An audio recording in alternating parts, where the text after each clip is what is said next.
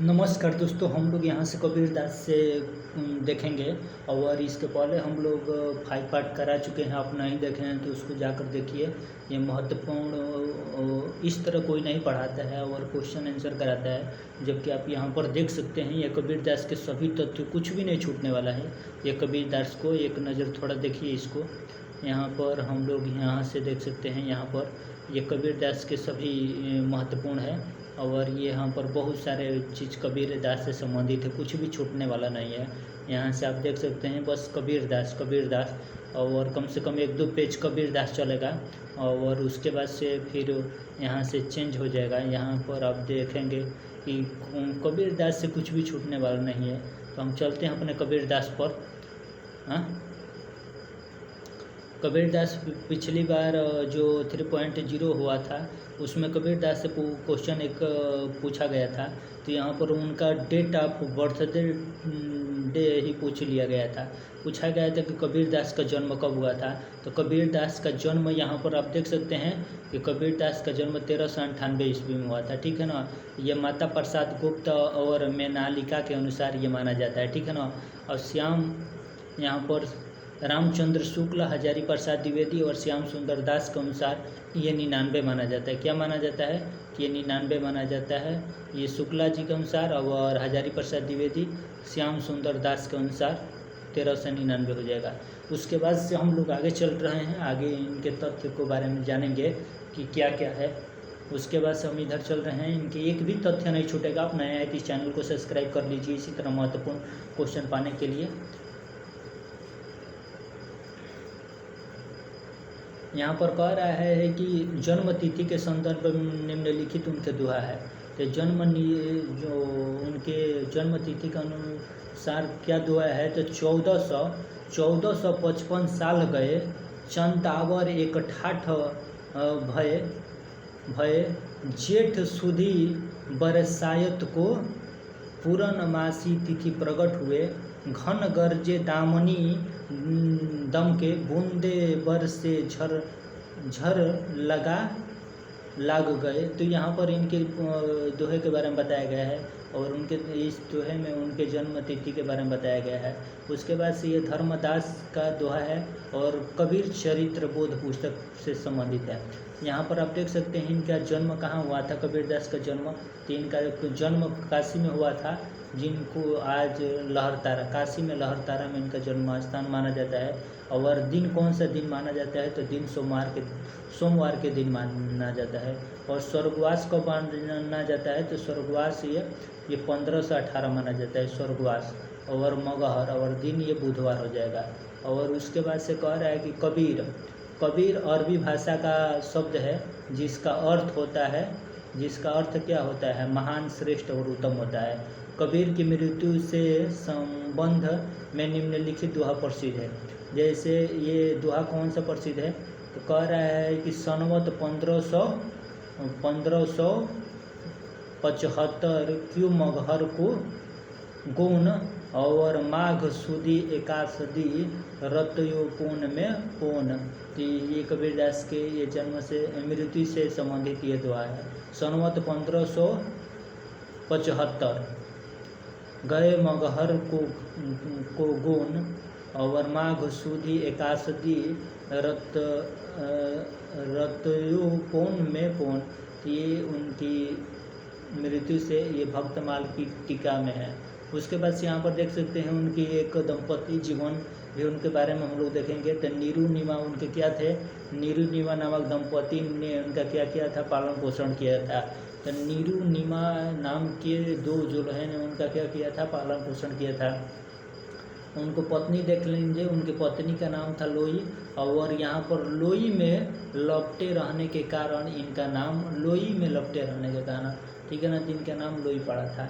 और इनके आप देख सकते हैं इनके बड़े पुत्र का नाम कमाल और पुत्री का नाम कमाली था। तो ये उसके बाद से इनकी दूसरी पत्नी, उनकी एक पत्नी लोई थी और दूसरी पत्नी, ये महत्वपूर्ण हो सकता है कि कबीरदास की दूसरी पत्नी कौन थी। तो रमजनिया ये दूसरी पत्नी थी कबीरदास की। ठीक है ना। तो उसके बाद से आगे देखेंगे यहाँ गुरु नंददास शेख तकी और शेखर तकी, ये यहाँ पर देखिए इनके गुरु कौन थे। इनके गुरु का नाम रामानंद था। इनके क्या नाम था यहाँ पर, रामानंद था। शेख तकी सिकंदर के भी पीर थे। तो ये सिकंदर के पीर थे, तीन समकालीन में रहते थे। और यहाँ पर देख सकते हैं कि मोहन सिंह ने कबीर का गुरु यहाँ पर ब्रह्म को बताया है। ये किसने बताया कबीर का गुरु को, तो मोहन सिंह ने बताया है। और यहाँ पर आप देख सकते हैं कि कबीर ज्ञानश्रयी शाखा के प्रतिनिधि कबीर है। कबीर किसके ज्ञानश्रयी शाखा के प्रतिनिधि, ये पूछ लेता है तो कबीर किस ज्ञानश्रयी शाखा के प्रतिनिधित्व थे। और यहाँ पर सिकंदर लोदी ने कबीर पर अत्याचार किया, ठीक है ना। हजारी प्रसाद द्विवेदी ने कबीर को भगवान विष्णु और नृसिंहावतार की प्रतिमूर्ति माना है, ठीक है ना। तो उसके बाद से कबीर के राम तुलसी और रामानंद से भिन्न थे। कबीर के राम तुलसी और रामानंद से क्या थे, ये भिन्न थे, उनके बारे में ये कहा जाता था। उसके बाद से हम लोग आगे चलेंगे क्वेश्चन पर। आगे ये क्वेश्चन क्या कह रहा है उसके बाद से हम देखेंगे। यहाँ पर कह रहा है कि आईने अकबरी में कबीर को मुवाहिद कहा गया है। मुवाहिद, आईने अकबरी में कबीर को क्या कहा गया है, मुवाहिद कहा गया है। इसका अर्थ होता है धर्म युद्ध, जिहाद करने वाला या कोशिश करने वाला, इससे संबंधित। गारसाद तासी ने ये कबीर के बारे में क्या कहा है, गारसाद तासी को देखेंगे। गारसाद तासी के अनुसार कबीर एक वो उपाधि है जिसका अर्थ है सबसे बड़ा, ठीक है ना। और गारसाद तासी के अनुसार क्या है, एक उपाधि है, याद रखिएगा। ये किसके अनुसार, गारसाद तासी के अनुसार। और यहाँ पर कह रहा है कि राम बाबू सक्सेना ने कबीर को अवधि का प्रथम संत माना है। तो ये राम यहाँ पर बाबू राम सक्सेना क्या मानते हैं, कबीर को अवधि का प्रथम संत माना है। और यहाँ पर कह रहा है कि हिंदी संत कवियों की अविच्छिन्न परंपरा कबीर से मानी जाती है। ये किससे माना जाता है, तो ये कबीर से माना जाता है, ठीक है ना। और कबीर के पूर्ववर्ती संत कवियों में जयदेव, साधना बेनी, नामदेव और त्रिलोचन आते हैं। और यहाँ के कबीर के उत्तराधिकारी कमाल और धर्मदास थे। कबीर के उत्तराधिकारी कौन थे, कमाल थे। कमाल उनके पुत्र थे और धर्मदास उनके शिष्य थे। तो पूछ लिया जाता है कि कबीर के यहाँ पर उनके पुत्र और धर्माल उत्तराधिकारी माने जाते हैं। उसके बाद से श्याम सुंदर दास ने कबीर को रहस्यवादी कवियों में पहले स्थान पर रखा है। तो किसने रखा है, श्याम सुंदर दास ने कबीर को रहस्यवादी कवियों में पहला स्थान दिया है। और यहाँ पर आप देख सकते हैं सिकंदर लोदी का अत्याचारों का वर्णन भक्तमाल की टीका प्रिया दास और अनंता दास की कबीर परिचय में हुआ है, ठीक है ना। तो सिकंदर लोदी का अत्याचारों का वर्णन ये भक्तमाल की टीका प्रिया दास और अनंता दास की कबीर परिचय में हुआ है। यहाँ पर कबीर दास, यहाँ पर देख सकते हैं कबीर दास जी ने सूफी से प्रेम तत्व और इस्लामों से एकेश्वरवाद और वैष्णवों से हिंसा और नाथों से हठ योग। यहाँ पर देख सकते हैं, यहाँ पर कुछ महत्वपूर्ण तथ्य देखिए, इसको थोड़ा छोटा सा कह रहा है कि कबीर को देखिए एक बार। यहाँ पर कबीर जी ने सूफियों से प्रेम तत्व और इस्लामों से एकेश्वरवाद और वैष्णवों से अहिंसा और नाथों से हठ योग रहस्यवाद तत्व लिया है, ठीक है ना। यहाँ पर कबीर के हम लोग रचना देखेंगे। यहाँ पर रचनाओं में कुछ मतभेद देखने को मिलता है। तो कबीर के प्रमाणित रचना की देखिए, कबीर दास द्वारा रचित ग्रंथों के संबंध में मतभेद। यह रामदास गुण ने ये 79 मानते हैं, राम कुमार वर्मा 59 मानते हैं और हजारी प्रसाद द्विवेदी यह 43 मानते हैं। तो यहाँ पर देख सकते कबीर दास जी की वाणी का संकलन उनके शिष्य धर्मदास ने बीजक के रूप से किया है, बीजक के रूप से किया है। उसके बाद से कह रहा है कि बीजक के 3 भाग हैं, साखी, शब्दी, रमैनी। इनका आरोही क्रम है रमैनी, आरोही मतलब बढ़ते क्रम, ठीक है ना। तो ये छोटा है रमैनी, उससे बड़ा है शब्द और उससे बड़ा है साखी। तो ये आरोही क्रम मतलब बढ़ते क्रम होता है। यहाँ पर रचना, अर्थ और छंद और भाषा से हम लोग देखेंगे, ठीक है ना। तो चलते हैं अपने क्वेश्चन की तरफ। क्या देखना है हमें? रचना देखेंगे, उनके अर्थ देखेंगे, वह किस छंद के अंतर्गत आते हैं और किस भाषा के अंतर्गत आते हैं। तो ये सब हम लोग देखने वाले हैं। यहाँ पर ये रचना है और ये छंद है, और यहाँ पर ये छंद है और ये भाषा है, ठीक है ना। तो ये दूसर का देख लीजिए, दूसर का क्या है? दूसर का हमें देखना है अर्थ हो जाएगा। यहाँ पर क्या हो जाएगा? रचना, अर्थ, छंद, भाषा। तो अर्थ वाला हो जाएगा, ठीक है ना, अर्थ वाला। देखिए यहाँ पर अर्थ दिया गया है, यहाँ पर क्या हो जाएगा? एक बार एक नज़र देखिए इसको। यहाँ पर ये रचना है, आर है, ये रचना है, ये अर्थ है, ये अर्थ है, ये छंद है और छंद है, और ये भाषा है, ये भाषा है, ठीक है ना, ये भाषा है, एक नज़र। उसके बाद से ये साखी, शब्द और रमैनी, ये क्या है? रचना है। और साखी का साखी जो है ना, साखी ये अवधि से संबंधित है, अवधि माने कि साखी ये साक्षी से संबंधित है, और शब्द ये शब्द से संबंधित है, और रमैनी ये रामायण से संबंधित है, ठीक है ना। तो यहाँ पर साखी किससे संबंधित हो जाएगा? ये दोहा, सोठा और चौपाई से संबंधित हो जाएगा। दोहा, सोठा और चौपाई से संबंधित हो जाएगा। क्या हो जाएगा? दोहा, सोठा, चौपाई से संबंधित हो जाएगा। और ये साधुकड़ी, इनकी भाषा क्या है? साधुकड़ी भाषा है, ठीक है ना। तो इसमें पूछ देगा कि साखी का अर्थ क्या होता है? तो साक्षी होता है। साखी का अर्थ क्या होता है? साक्षी होता है। इसमें कौन सा छंद है? तो इसमें दोहा, सोठा और चौपाई छंद है। तो इसकी भाषा क्या है? साखी का साधुकड़ी भाषा है। उसके बाद से यहाँ पर शब्द पाएंगे। शब्द कह रहा है कि शब्द का अर्थ क्या होता है? तो शब्द होता है, शब्द का शब्द होता है। उसके बाद से गे पद, इसमें कौन सा छंद है? तो यहाँ पर आप देख सकते हैं कि इसमें गे पद है। और इसकी भाषा क्या है? तो ब्रज भाषा और पूर्वी है, इसमें ब्रज भाषा और पूर्वी है।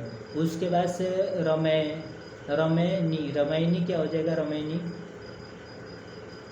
ब्रज भाषा, ये रमैनी हो जाएगा, रामायण, रमैनी, ठीक हो जाना कि यहाँ पर क्या हो जाएगा? तो रमैनी का मतलब होता है, इसका अर्थ होता है रामायण। और दोहा और किसमें? इसमें चौपाई और दोहा में इसको लिखा गया है, ठीक है ना। और इसका भाषा क्या होता है? तो रमैनी का या यह भाषा क्या है? बोली का फूट है, ठीक है ना। बीजक यहाँ पर देख सकते हैं, बीजक के बारे में हम लोग कुछ महत्वपूर्ण तथ्य देखेंगे। कह रहा है कि देखिए यहाँ पर बीजक का रचना का शुक्ला जी के अनुसार ये 1400 कब कहते हैं? तो 1464 कहते हैं, 1464 कहते हैं। ये रामचंद्र शुक्ला जी सन 1464 ईस्वी 1464। और सनवत कब हो जाएगा? सनवत ये सनवत 1521 बीजक की रचना है ना। उसके बाद से ये संपादक ग्रंथ देखेंगे। कबीर ग्रंथावली, ये श्याम सुंदर दास से संबंधित है। कबीर ग्रंथावली श्याम सुंदर दास से संबंधित है। कबीर और यहाँ पर डॉक्टर, यहाँ पर हम लोग चलते हैं अपने क्वेश्चन पर, थोड़ा महत्वपूर्ण क्वेश्चन को देखते हैं।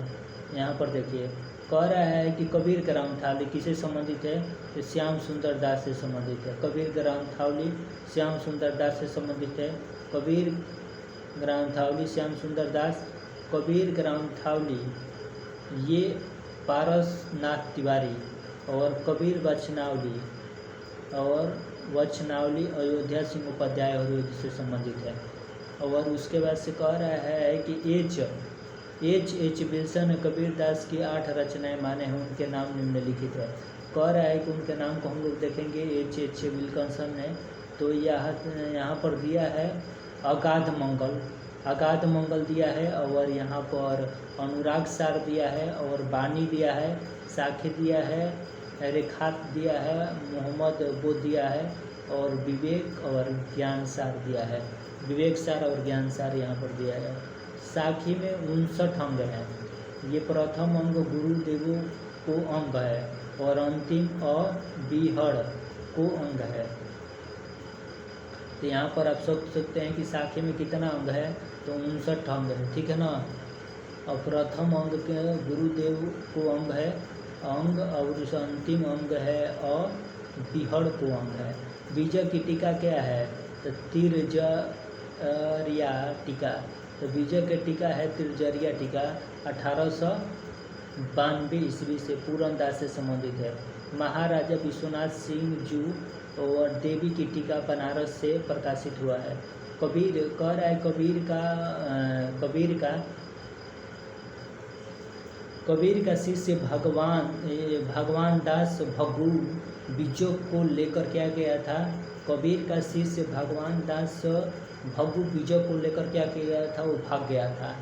तो कबीर के एक शिष्य था, उसका क्या नाम था, भगवान दास भगू। वो बीजों को क्या किया था, बीजों को लेकर भाग गया था, ठीक है ना। और उसके बाद से कबीर दास द्वारा आधारित आलोचनात्मक ग्रंथ। और यहाँ पर देख सकते हैं कि ग्रंथ और रचनाकार, तो संत कबीर का नाम रहस्यवाद। कह रहा है ना कि राम कुमार वर्मा ये कबीर दास को क्या कहते हैं, तो संत कवि भी या संत कबीर। देखिए राम कुमार वर्मा संत कबीर ये ग्रंथ है, संत कबीर क्या है, ग्रंथ है। और कबीर का रहस्यवाद ये क्या है, ग्रंथ है। ये इसके रचनाकार कौन है, तो राम कुमार वर्मा। तो ये क्या करेंगे, इसको कैसे याद करेंगे, तो संत कौन है, तो संत राम है, हाँ। तो संत कबीर किसकी रचना हो जाएगी, राम कुमार वर्मा का। और कबीर का रहस्यवाद निश्चित है कि वो कबीर का रहस्य होगा, तो निश्चित है उसको राम भी जानेंगे, देखेंगे, परखेंगे। तो ये क्या हो जाएगा, कबीर का रहस्यवाद राम कुमार वर्मा से संबंधित हो जाएगा। उसके बाद से हम लोग आगे चलेंगे।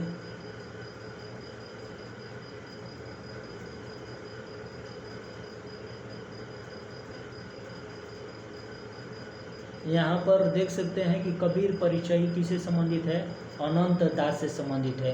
तो यहाँ पर कबीर परिचय अनंत दास से संबंधित है। कबीर एंड कबीर ये 62 कट से संबंधित है। कबीर परिचय अनंत दास से संबंधित है, कबीर परिचय अनंत दास से संबंधित है। और यहाँ पर अनंत दास से संबंधित है। और यहाँ पर कबीर एंड कबीर बाज भी और कपोत भी है, 20 कट से संबंधित है, ठीक है ना। उसके बाद से कबीर के बारे में हम लोग देखेंगे। यहाँ पर कबीर हजारी प्रसाद द्विवेदी भी लिखे हैं। कबीर एक ग्रंथ है, किसका ग्रंथ है, हजारी प्रसाद द्विवेदी का। कबीर के आलोचक, और कबीर के आलोचक कौन है, ये डॉक्टर धर्मवीर हैं। ये कबीर का आलोचक एक क्या है, ग्रंथ है, तो डॉक्टर धर्मवीर का। और कबीर के विचारधारा गोविंद त्रिगुणायत की है, ठीक है ना, याद रखना है। यहाँ पर कबीर की भाषा के संबंध में विभिन्न मत है। कबीर की भाषा के संबंध में विभिन्न मत है, वहाँ पर विभिन्न मतों को हम लोग देखेंगे, ठीक है ना। यहाँ पर एक तरफ मत दिया गया है और उसके विचारक दिए गए हैं।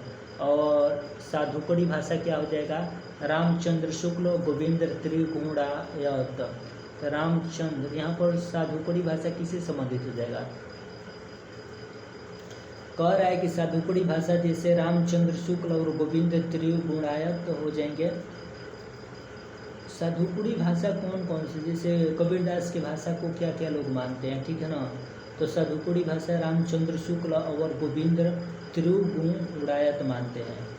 कि रामचंद्र शुक्ल ये साधुकड़ी भाषा मानते हैं, ये कबीरदास के। और पंचमेल खिचड़ी, तो हम इसको याद करेंगे ट्रिक से साथ। तो निश्चित है कि साधु क्या होते हैं, साधु राम भी साधु का रूप ले लिए थे, तो रामचंद्र शुक्ल हो जाएंगे। राम भी क्या किए थे, साधु का रूप ले लिए थे ना, वन को गमन किए थे 14 वर्ष के लिए, तो राम भी साधु का रूप लिए थे। रामचंद्र शुक्ल साधुकड़ी भाषा संबंधित हो जाएगा। और गोविंद त्रिगुणायत, माने कि 3 लोग गए थे, तो उड़ाया यह तो उनके वन जब गए थे ना तो 3 लोग गए थे, तो गोविंद त्रिगुण उड़ायत हो जाएंगे, साधुकुड़ी भाषा से संबंधित हो जाएंगे। उसके बाद से यहाँ पर पंचमेल खिचड़ी को देखेंगे। पंचमेल खिचड़ी मतलब 5 तत्वों का अगर मिलाकर बनाया जाए तो निश्चित है कि वो खिचड़ी सुंदर बनेगी। हाँ, तो पंचमेल खिचड़ी ये श्याम सुंदर दास से संबंधित हो जाएगा। उसके बाद से कह रहा है कि बाणी का डिक्टेटर, अगर मान लीजिए कि हम किसी को बाणी का डिक्टेटर अगर कहना है तो हजारों लोगों में से एक को कह सकते हैं, तो हजारी प्रसाद द्विवेदी हो जाएंगे बाणी के डिक्टेटर। संत भाषा किससे संबंधित हो जाएगा बताइए? संत भाषा तो माने कि संतों की, बच्चों को क्या करना चाहिए? संतों की भाषा, झूठ नहीं बोलना चाहिए, सही रास्ते पर चलना चाहिए। तो बच्चों को हम लोग संतों की भाषा सिखाते हैं, तो संत भाषा किससे संबंधित हो जाएगा? 1 मिनट, ठीक है ना, थोड़ा 1 मिनट दिक्कत।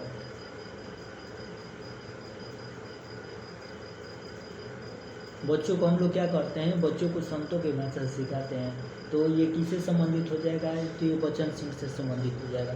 उसके बाद से यहाँ पर देख सकते ब्रज भाषा, जो कभी ओहो, तो संत वाला हो गया था, संत वाला को हम लोग याद कर लिए थे। यहाँ पर ये वाला संत वाले को याद कर लिए थे कि संत भाषा किसका होना चाहिए? तो बच्चों का संत भाषा होना चाहिए। किसका संत भाषा होना चाहिए? तो बच्चों का संत भाषा होना चाहिए। ब्रज भाषा से संबंधित देखेंगे, ब्रज भाषा, तो ब्रज भाषा से संबंधित क्या हो जाएगा? ब्रज भाषा, तो ब्रज भाषा को हम लोग सुनते हैं तो सुनीति कुमार चटर्जी हो जाते। ब्रज भाषा को हम लोग को सुनने को मिलता है ना कि ये सुनीति कुमार चटर्जी हो जाएगी। ये ब्रज भाषा को हम लोग सुनते हैं ना तो सुनीति कुमार चटर्जी हो जाएगी, ठीक है ना। और ये अवधी भाषा किससे संबंधित है? ये अवधी भाषा किससे संबंधित है बताइए? तो अवधी भाषा माने कि अवधेश बाबू को हम लोग क्या करते हैं? अवधेश बाबू को हम लोग जानते हैं, पहचानते हैं, ठीक है ना। तो अवधी भाषा ये बाबू राम सक्सेना से सुना। बनारस की भाषा क्या हो जाएगी? तो बनारस की भाषा अभी हाल ही में उदय हुई है, तो उदय नारायण तिवारी की हो जाएगी। बनारस की भाषा उदय नारायण, पूर्वी बोली ये स्वयं कबीर दास की बोली है। उसके बाद से कबीर दास की हो जाएगा। गुरु ग्रंथ साहब में कबीर के पदों का संकलन और यहाँ पर रागू और सलोक नाम से किया गया है। यहाँ पर गुरु ग्रंथ साहब में कबीर के पदों का संकलन ये रागू और सलोक नाम से किया गया है। उसके बाद से यहाँ पर देख सकते हैं कि कबीर के संबंध में प्रसिद्ध कथन, हिंदी भक्ति काल का प्रथम क्रांतिकाल पुरस्कर्ता कबीर हैं।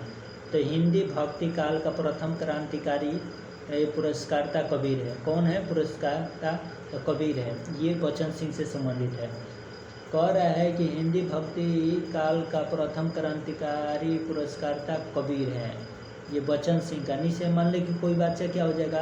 प्रथम क्रांतिकारी हो जाएगा, तो उसको हम लोग माना करेंगे कि मान जाओ नहीं तो एक दिन तुमको पुरस्कार, हाँ, प्रथम क्रांतिकारी कुछ रहेगा तो उसको निश्चित है कि हम लोग क्या देंगे और उसको पुरस्कार देंगे।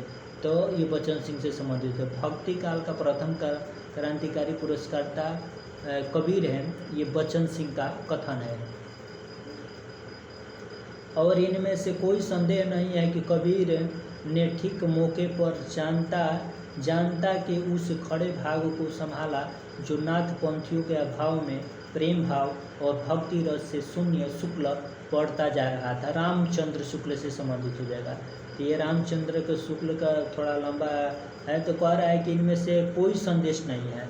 तो इनमें से क्या होना चाहिए? इनमें से कोई संदेश नहीं है कि कबीर ने ठीक मौके पर जानता कि उस बड़े भाग को क्या संभाला जो नाथ पंथियों के अभाव में ये प्रेम भाव और भक्ति रस के शून्य शुक्ल पड़ता जा रहा है, ठीक है ना। तो आचार्य रामचंद्र शुक्ल से संबंधित हो जाएगा। उसके बाद से हम लोग आगे क्वेश्चन देखेंगे इधर।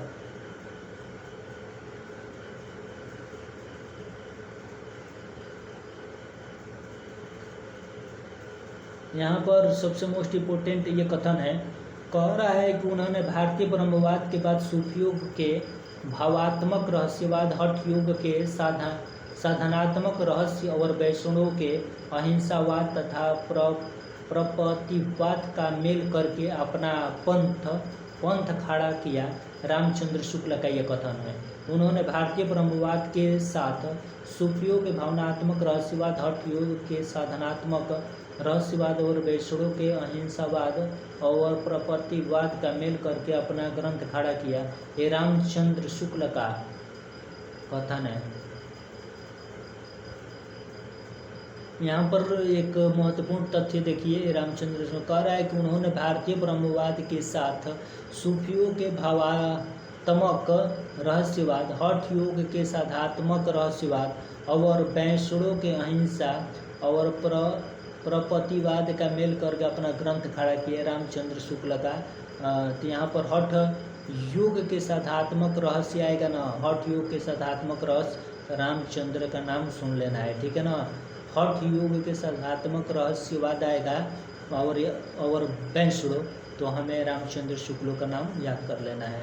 और यहाँ पर नोट में दिया गया है कि प्रपत्ति का अर्थ होता है एक घनिष्ठ भक्ति, शरणागति, अन्याय भक्ति।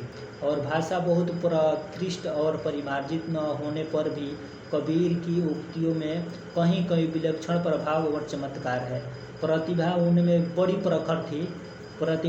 बड़ी प्रखर थी जिनमें संदेश नहीं था। रामचंद्र शुक्ल का यह कथन है।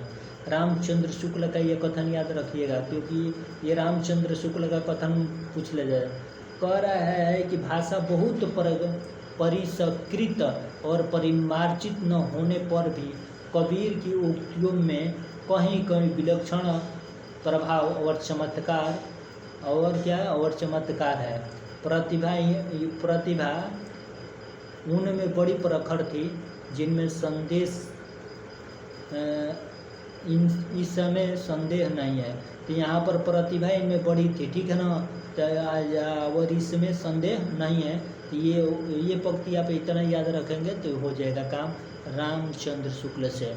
प्रतिभा उनमें बड़ी प्रखर थी, ये कबीर दास के बारे में कहा जा रहा है कि प्रतिभा उनमें बड़ी प्रखर थी जिनमें संदेश नहीं है, तो ये हो जाएगा। उसके बाद से आगे चल रहे हैं।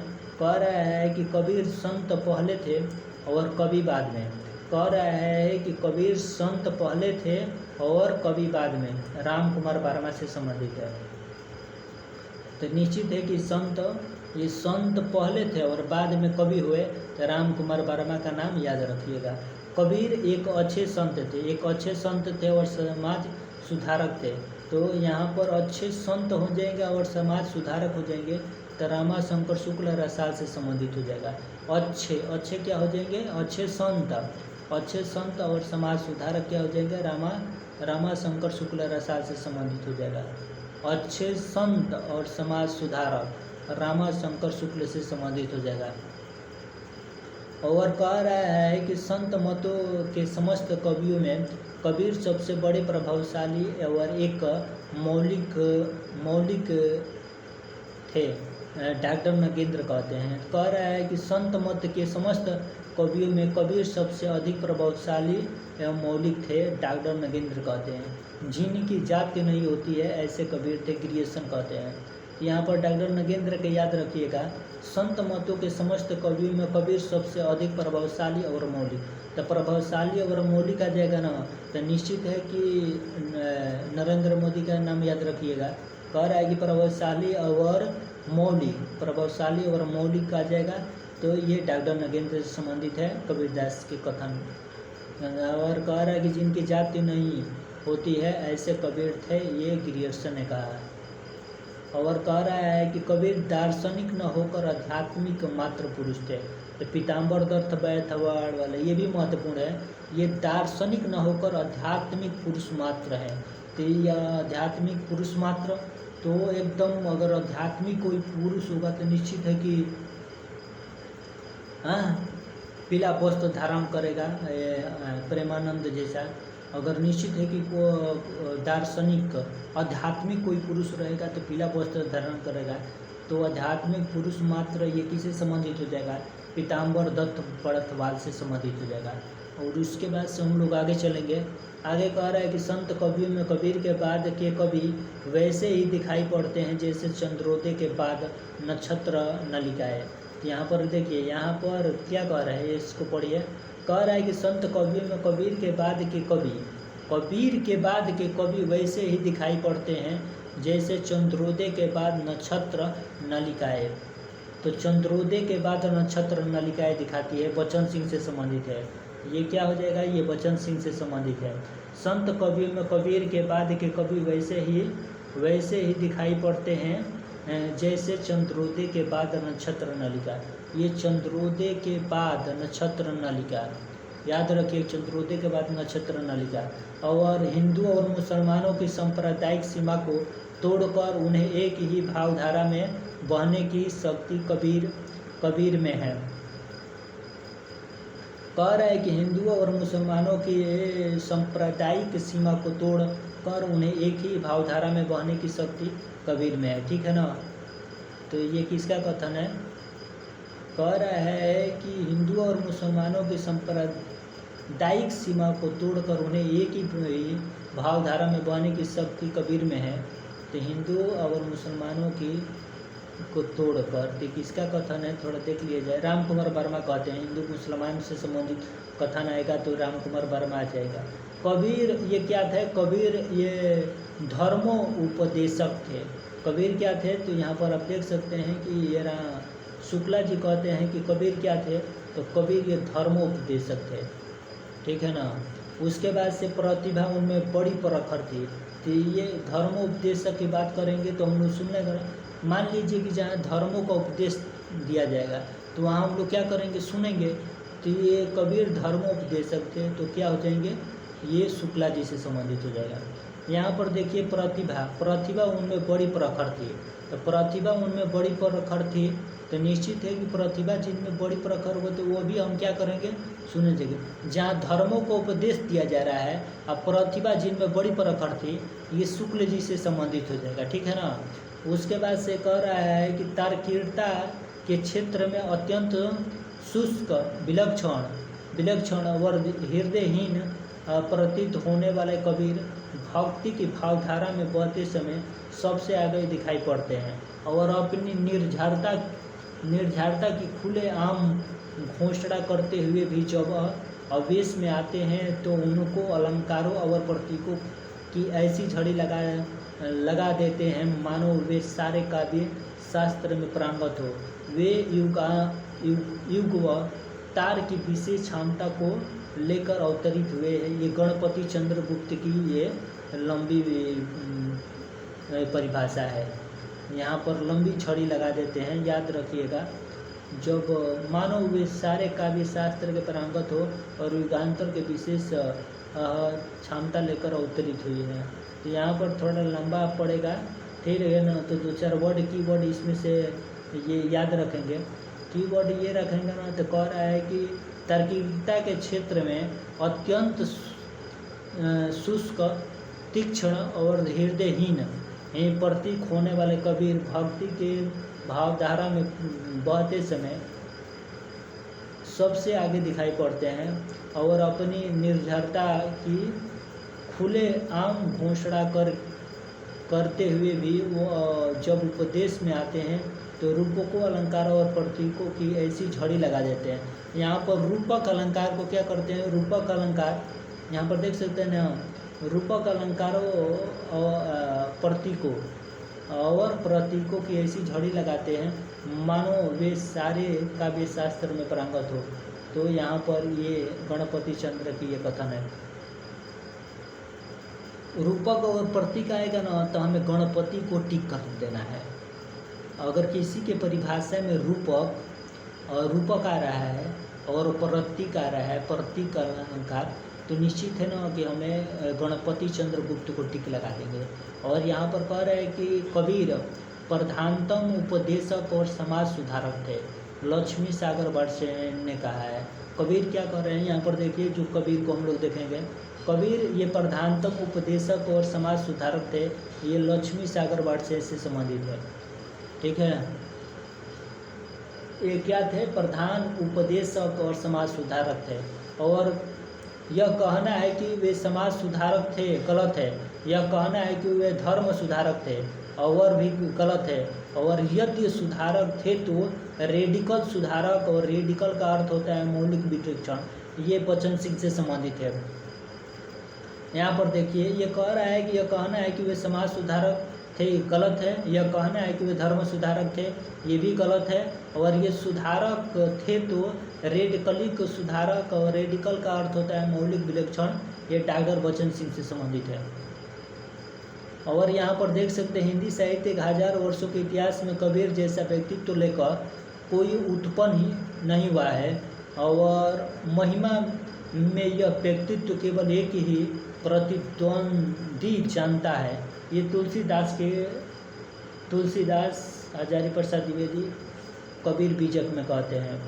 यहाँ पर तुलसीदास का ये कथन है, 1000 वर्षों के इतिहास में कबीर जैसा व्यक्तित्व लेकर कोई उत्पन्न ही नहीं हुआ है। तो अगर यहाँ पर 1000 वर्षों के इतिहास में अगर यहाँ पर व्यक्तित्व को बात किया जाए तो हमें तुलसी पर टिक कर देना है। 1000 वर्षों कबीर की परिभाषा पूछा जाए और 1000 वर्षों के इतिहास में कबीर जैसा व्यक्तित्व लेकर कोई उत्पन्न नहीं हुआ है, अगर ऐसा वर्ड आ रहा है 1000 वर्षों के इतिहास में की वर्ड आ रहा है, तो यहाँ पर तुलसीदास पर हमें क्या करना है, तुलसीदास पर टिक कर देना है। और ये कहाँ मिलता है, तो हजारी प्रसाद ने एक कबीर पुस्तक लिखा है, उनमें देखने को मिलता है। और यहाँ पर देख सकते हैं कबीर मुख्य रूप से भक्त थे। वे उन निरर्थक अत्याचारों को व्यर्थ समझते थे जो असली बात को ढक देते और झूठी बातों को प्राधान्य देते। कि हजारी प्रसाद से संबंधित हो जाएगा। तो कह रहा है कि कबीर मुख्य रूप से भक्त थे, वे उन निरर्थक आचारों को व्यर्थ समझते थे जो असली बात को ढक देते और झूठी बातों को प्राधान्य देते थे। ये कबीर हजारी प्रसाद द्विवेदी से संबंधित हो जाएगा। कबीर अपने युग के सबसे क्रांतिदर्शी थे। तो कबीर क्या थे, अपने क्रांतिदर्शी थे, माने कि हजारी प्रसाद द्विवेदी से संबंधित हो जाएगा ये। और उसके बाद से हम लोग आगे चलेंगे।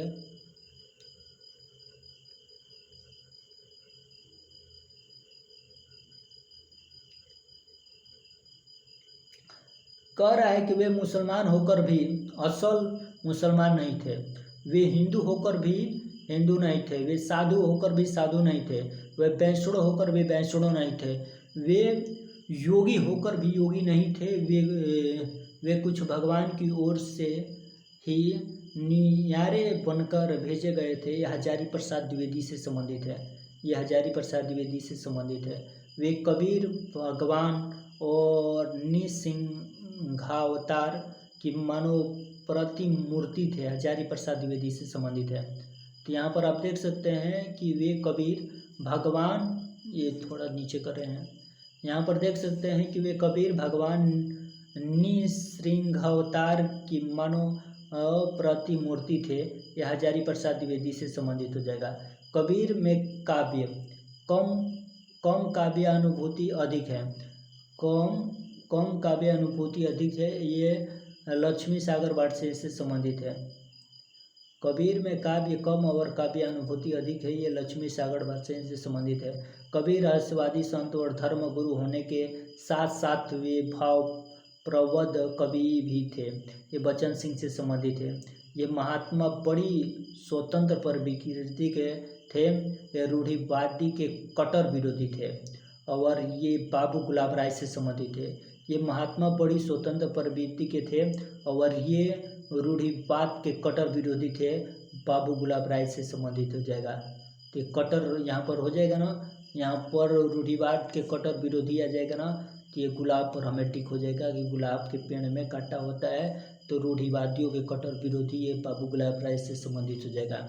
उसके बाद से कह रहा है कि कबीर पढ़े लिखे नहीं थे और उन्हें सुनी बातों का ज्ञान था। वे मूलतः समाज सुधारक थे। ऐसे उक्तियाँ कबीर के विवेचन और मूल्यांकन में अप्रासंगिक है। राम स्वरूप चतुर्वेदी कहते हैं कि वे क्या कहते थे कि पढ़े लिखे नहीं थे, सुनी बातों पर उनको ज्ञान था।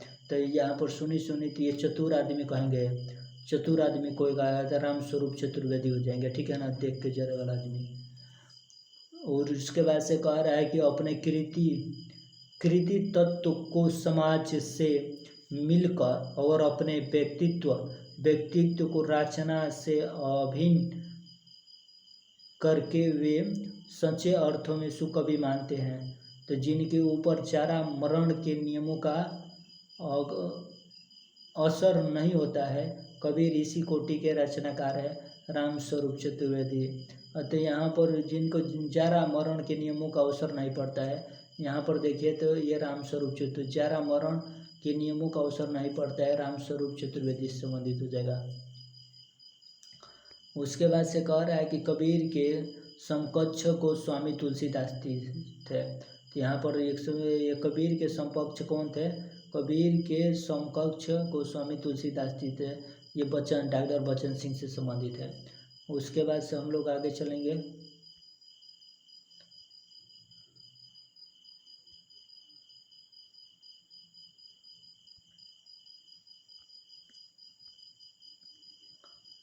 कह रहा है कि कबीर में कई तरह के रंग हैं, और कबीर में कई तरह के रंग हैं, और भाषा के भी और संवेदना के भी। कबीर की बहुरूपी प्रकृति उनमें खूब खुली हुई है, राम स्वरूप चतुर्वेदी से संबंधित है। कबीर में कई तरह के रंग हैं, भाषा के भी और संवेदन के भी। हिंदी की बहुरूपी प्रकृति उनमें खूब खुली हुई है, राम स्वरूप चतुर्वेदी से संबंधित है। कबीर में कई तरह के रंग हैं, भाषा के भी और संवेदन के भी। तो यहाँ पर कई रंग की बात आ जाए ना, तो यहाँ पर हम किस पर टिका रहे हैं? कई रंग का रहे ना, कई तरह के रंग भाषा के भी और संवेदना के भी। तो चतुर्वेदी, राम स्वरूप चतुर्वेदी पर टिक लगा दीजिएगा। और कबीर सच्चे समाज सुधारक थे, जिन्होंने दोनों धर्मों हिंदू मुस्लिम की भलाई बुराई देखी और परखी। केवल कटुआलोचना ही नहीं की, अपितु दोनों धर्मावलंबियों को मार्ग दिखलाया, जिस पर चलकर मानव मात्र ही नहीं समस्त प्राणी जगत का कल्याण हो सकता है। ये द्वारिका प्रसाद सक्सेना का ये कथन है। वे साधना के क्षेत्र में युग पुरुष थे और साहित्य के क्षेत्र में भविष्य के सृष्टा। वे कबीर क्या थे? वे साधना के क्षेत्र में युग गुरु थे और साहित्य के क्षेत्र में भविष्य के सृष्टा। ये किससे संबंधित हो जाएगा? तो ये हजारी प्रसाद द्विवेदी से संबंधित हो जाएगा। कह रहा है कि लोकप्रियता में उनके कबीर समकक्ष गोस्वामी तुलसीदास है।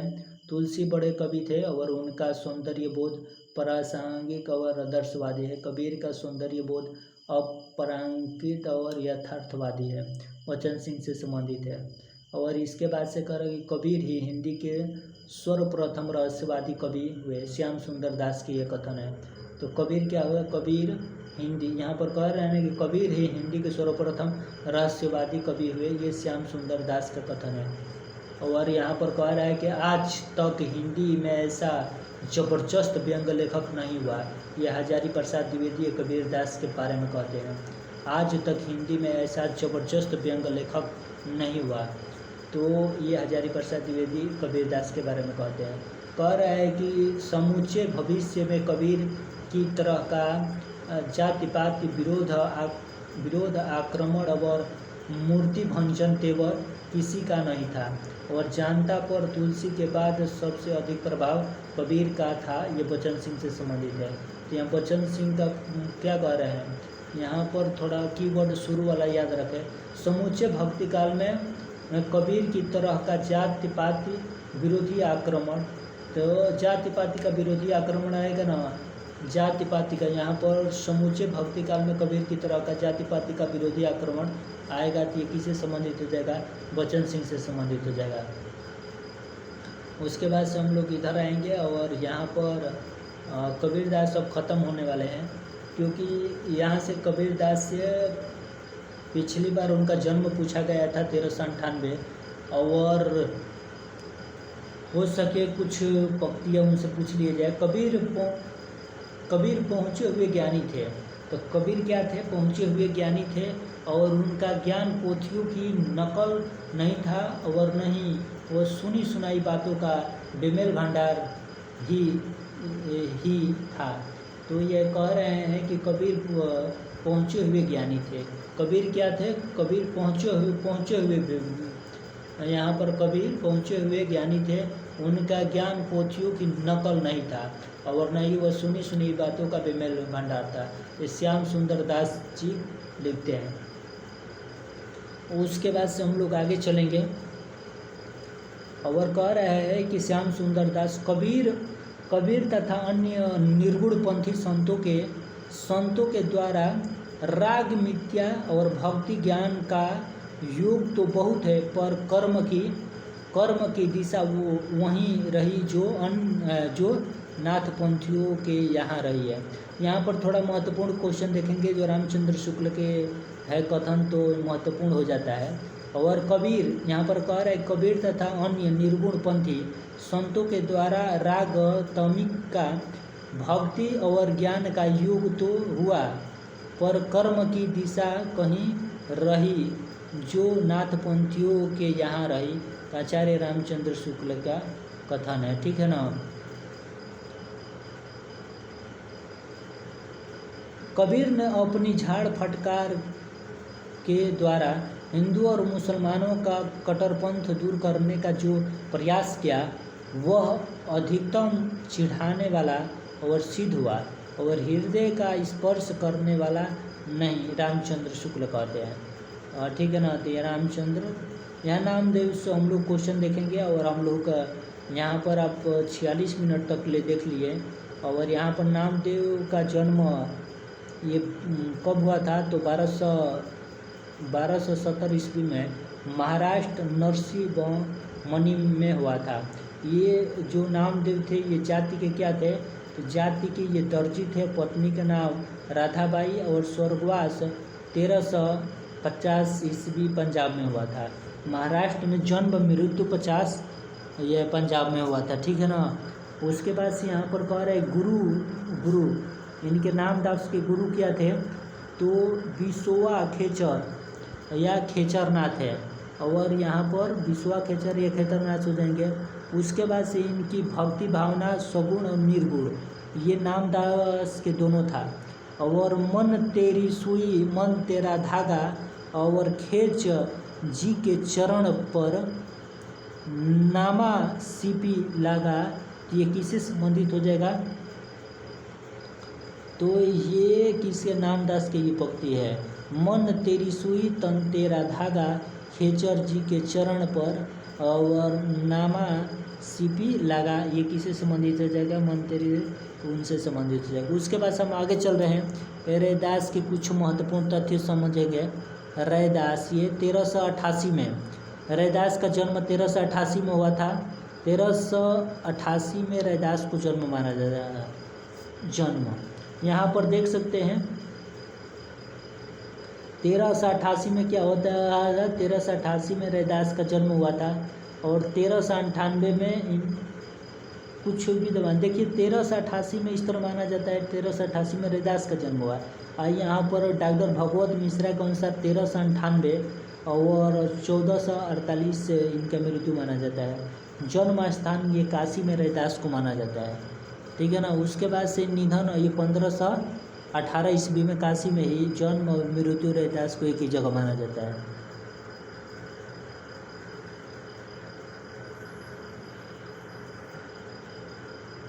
पत्नी का नाम, इनके पत्नी का नाम क्या था, लोना। और गुरु रामानंद। और यहाँ पर शिष्या मीराबाई थी इनकी वीरा। और रैदास का जाति क्या था, तो रैदास का जाति चमार था। और रचना रैदास की वाणी थी। और रैदास के शिष्य उदयदास और उदयदास के शिष्य वीरभान। और रैदासी पंथ ये 1683 ईस्वी में चीन का केंद्र फर्रुखाबाद और मिर्ज़ापुर में वो और इससे के अनुयायी साध कहलाते हैं। दादू दयाल का जन्म 1544 ईस्वी में दादू दयाल से क्वेश्चन हम लोग देखेंगे। कह रहा है कि दादू दयाल का जन्म ये 1544 ईस्वी में अहमदाबाद गुजरात में हुआ था। तो दादू दयाल का जन्म 15 से कहाँ हुआ था, तो दादू दयाल का जन्म 1544 ईस्वी में अहमदाबाद गुजरात में हुआ था। इनका निधन 1603 ईस्वी नारायण की गुफा संभर में हुआ था। तो दादू दयाल को जन्म को याद करेंगे 1544। 44, ठीक है ना। 1544 दादू दयाल का, अहमदाबाद गुजरात। और निधन कब हुआ था तो 1603 हो जाएगा। और ये उसके बाद से दादू दयाल की जाति देखेंगे, विवादास्पद है। ये धुनिया है कि तेली है कि मोची है, ये विवादास्पद है। पत्नी हुआ दादू दयाल की पत्नी हुआ है, पिता सुलेमान है। और इनके शिष्य 52 शिष्य है। रजब और सुंदर दास प्रमुख है। और सुंदर दास एक ऐसे कवि हैं जो सबसे पढ़े लिखे व्यक्ति हैं। और यहाँ पर आप देख सकते हैं, यहाँ पर पुत्र हो जाएगा गरीब दास और मिस्की दास, ठीक है ना। पुत्र क्या हो जाएंगे, गरीब दास और मिस्की दास हो जाएंगे। और पुत्री क्या हो जाएगा, नानी बाई और माता बाई हो जाएंगी। पुत्री क्या हो जाएगी, नानी बाई और माता बाई हो जाएंगे। इनके गुरु देख लेंगे, गुरु हो जाएंगे बूढ़ और यह है वृद्ध भगवान बुरहानुद्दीन। ये रचनाएं देखेंगे दादू दयाल का, जो हर डे वाणी और इसका संकलन संत दास और जगन्नाथ दास ने किया है। तो क्या है, हर डे वाणी, इनका संकलन संत दास और जगन्नाथ दास ने किया है। ये हर डे वाणी ये दादू दयाल की रचना है। और यहाँ पर कह रहा है कि अंग बधू इनका संकलन रजब ने ये कब किया था,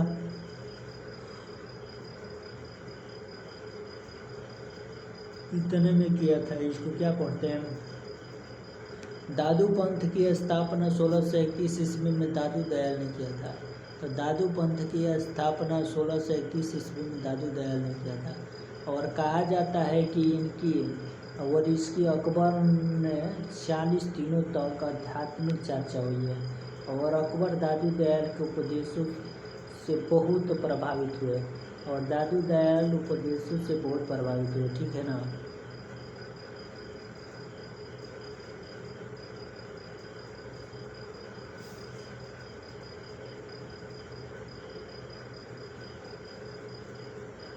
यहाँ पर मलुकदास महत्वपूर्ण पढ़ते हैं। मलुकदास को हम लोग देखेंगे।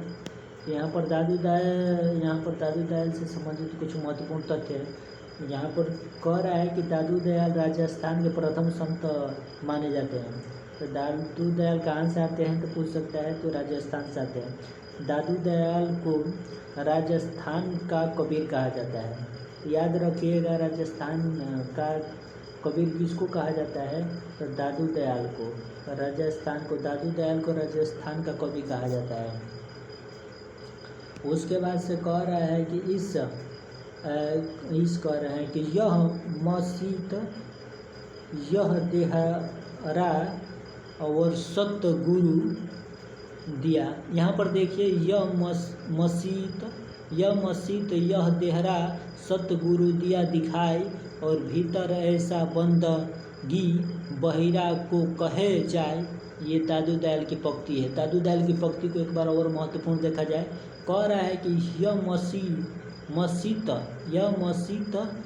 यह देहरा सतगुरु दिया दिखाए, भीतर से बारा बंदगी और बहिर को कहे जाए। तो ये बंदगी आएगा ना, अगर तो बंदगी आएगा, कीवर्ड बंदगी याद रखिएगा। तो कीवर्ड हमें क्या रखना है, कीवर्ड बंदगी। तो दादू दयाल पर चल जाना है, ठीक है ना। कीवर्ड बंदगी। यहाँ पर मलुकदास से संबंधित देखेंगे हम लोग महत्वपूर्ण रचना। ये मलुकदास से संबंधित देखेंगे। ये 1574 सन 1574 ईस्वी में क्या माना गया, ये 1574 ईस्वी में काड़ा और इलाहाबाद से संबंधित हो जाएगा। और इनकी मृत्यु देखिए, इनका जन्म याद रखिएगा, ये 1574 ईस्वी में मलुकदास का सबसे काड़ा इलाहाबाद में हुआ था। तो ये 1574 क्या हो जाएगा, 1574 याद रखिए। और काड़ा इलाहाबाद में हुआ था। मृत्यु 1682 ईस्वी में बुधवार को हुआ था। 1682 ईस्वी में बुधवार को हुआ था। और पिता का नाम सुंदरदास खत्री है। पिता का नाम ये सुंदरदास खत्री है, ठीक है ना।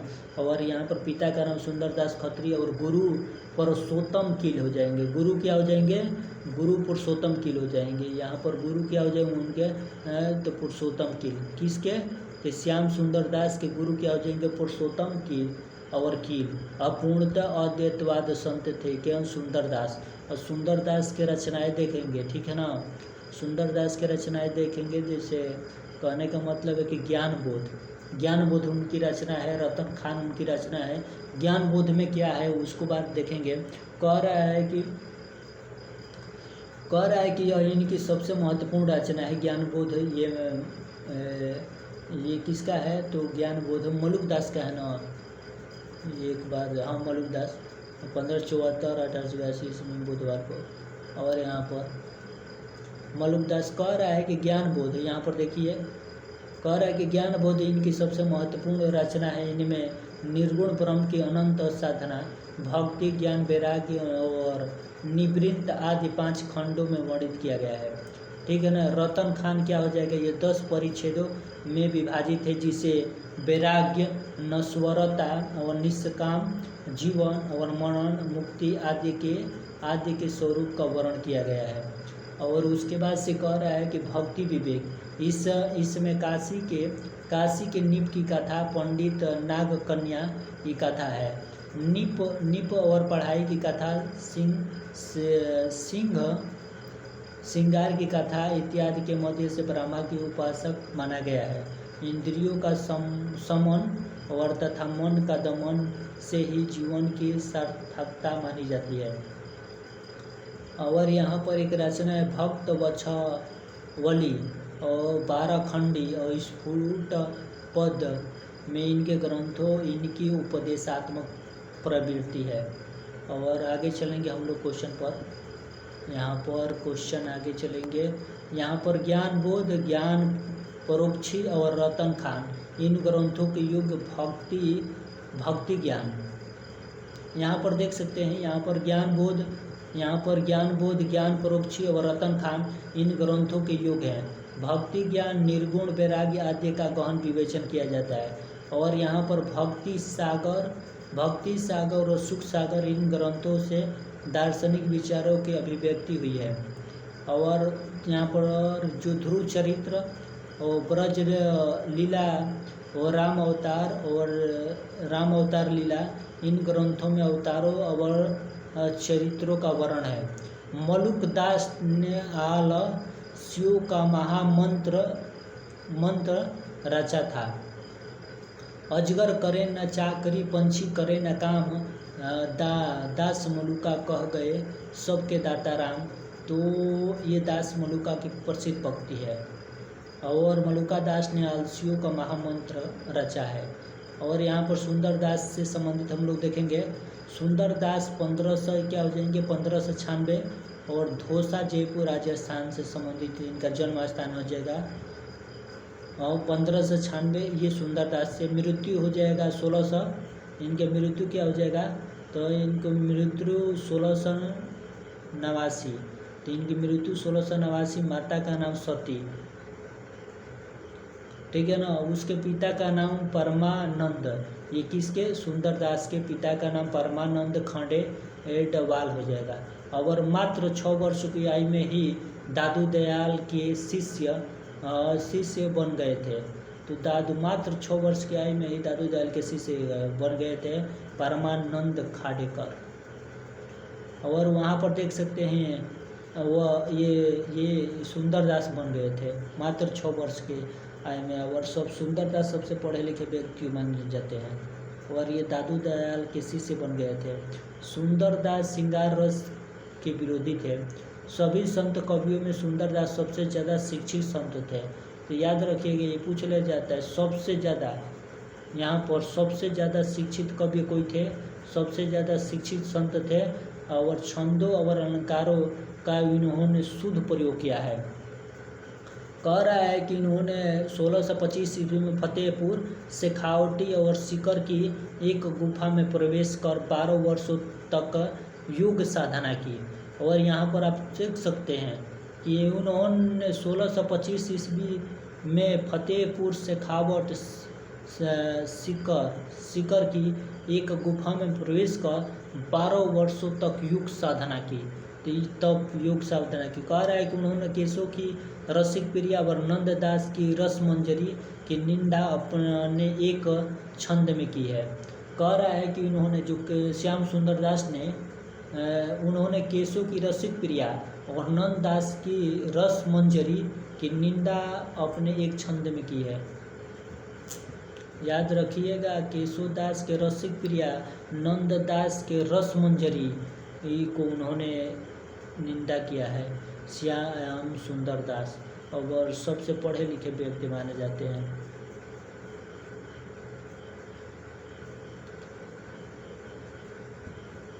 कह रहा है कि रसिक प्रिया और रस मंजरी और सिंगारही जातीय चतुराई करी बहुत विधि विषय बनाई आन और कुल 42 ग्रंथ है। ज्ञान समुद्र और समुद्र विलास इनकी प्रमुख रचना है और इनकी रचनाओं का संकलन सुंदर ग्रंथरी नाम से 2 भागों में हरि नारायण शर्मा ने किया है। और यहाँ पर देख सकते हैं कि गुरु नानक, तो गुरु नानक को हम लोग देख सकते हैं 15 अप्रैल 1969 ईस्वी में, 15 अप्रैल 1469 तलवंडी लाहौर और जो अब ननकाना साहिब में है। गुरु का जन्म तलवंडी लाहौर में हुआ था। अब जो ननकाना साहिब है जो 14 अप्रैल यहाँ पर 15 अप्रैल 1469 में हुआ था। मृत्यु ये 1538 ईस्वी में गुरु नानक का देख सकते हैं। और शुक्ला जी ने इनका निधन 1539 ईस्वी में माना है। ये सिख धर्म से संबंधित है। गुरु नानक सिख धर्म के प्रवर्तक माने जाते हैं। माता त्रिपता देवी गुरु नानक है। और गुरु नानक के पिता का नाम कालू राम और कालू चंद्र खत्री है। और किसके ये थे, गुरु नानक के पिता का क्या हो गया, गुरु नानक पिता का नाम कालू राम और कालू चंद्र और पत्नी का नाम सुलक्षणी, पुत्र श्री चंद्र और लक्ष्मी चंद्र थे। ठीक है ना। गुरु नानक पहले से ही संत हैं। उन्होंने विदेशी आक्रमणकारियों के खिलाफ आवाज़ उठाई और कह रहा है कि सिखों के 5वें गुरु अर्जुन देव गुरु ग्रंथ साहिब का संपादन किया। तो पूछ देगा कि सिख धर्म के 5वें गुरु कौन है, तो नागा अर्जुन है। हाँ, पांच गुरुओं को हम लोग क्या करते हैं, आगे रखते हैं। तो सिखों के 5वें गुरु कौन हो जाएंगे, आगे रखते हैं ना, तो अर्जुन देव हो जाएंगे। और ये गुरु ग्रंथ साहिब का संपादन किया है। तो इन्होंने गुरु ग्रंथ साहिब को क्या किया है, तो गुरु नानक ने गुरु ग्रंथ साहिब का इसका संपादन किया है। और इसमें नानक कह रहा है कि नानक से पूर्व अन्य संतों की वाणी भी संकलित है। और इस समय इसमें नानक से पूर्व अन्य संतों की वाणी भी संकलित है। और आप देख सकते हैं कि आप अपने प्रिय शिष्य लहड़ा को अपना उत्तराधिकारी मानते थे और उनका नाम अंगद रखा था। नानक ने सारी निंदा कहीं ही बल्कि समान दिया। तो नानक ने सारी निंदा कहीं ही बल्कि समान दिया। और इनके बड़े पुत्र श्री चंद्र ने उदासी संप्रदाय की स्थापना की। इनके बड़े पुत्र श्री चंद्र ने उदासी संप्रदाय की स्थापना की थी। किसने, गुरु नानक के बड़े पुत्र श्री चंद्र थे और उन्होंने उदासी संप्रदाय की स्थापना किए थे। और यहाँ पर आप देख सकते हैं कि इनकी गुरु नानक की महत्वपूर्ण रचनाएं हैं जपू जी और असादीवार और रही रास और सोही लो। और यहाँ पर संत रजब का जन्म 1567 राजस्थान में हुआ था। मृत्यु 1689 में। और पूरा नाम रजब अली खां था और गुरु का नाम दादू दयाल।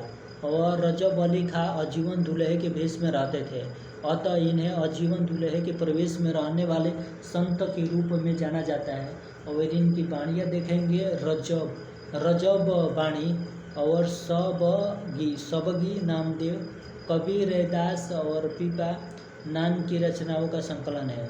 ये सबगी नामदेव, कबीर दास, पीपा नामक रचनाओं का संकलन है सबगी में। और उन्होंने यहाँ पर हम लोग क्या देख रहे हैं, रचना। ये संत रजब से ये कुल हम लोग सब तथ्य देख रहे हैं। संत रजब का ये तथ्य चल रहा है।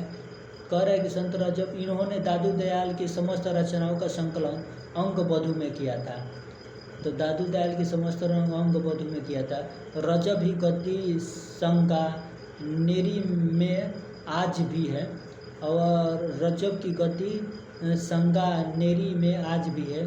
और इनकी प्रमुख पंक्तियाँ है ये रजब का, जैसे पेदी सुवाणी कुप जल दुख सुप्राप्ति होय, और शब्द साखी सरवर सलील और सुख हवे सब होय। इसे हो जाएगा संत भगन भया मन मेरा। तो यहाँ पर संतों मगन भया मन मेरा, अहनिस सदा एक रस लगा, और ही अदरीबे डेर, ये किसे संबंधित हो जाएगा? तो ये संत कवि से संबंधित हो जाएगा। ये रजब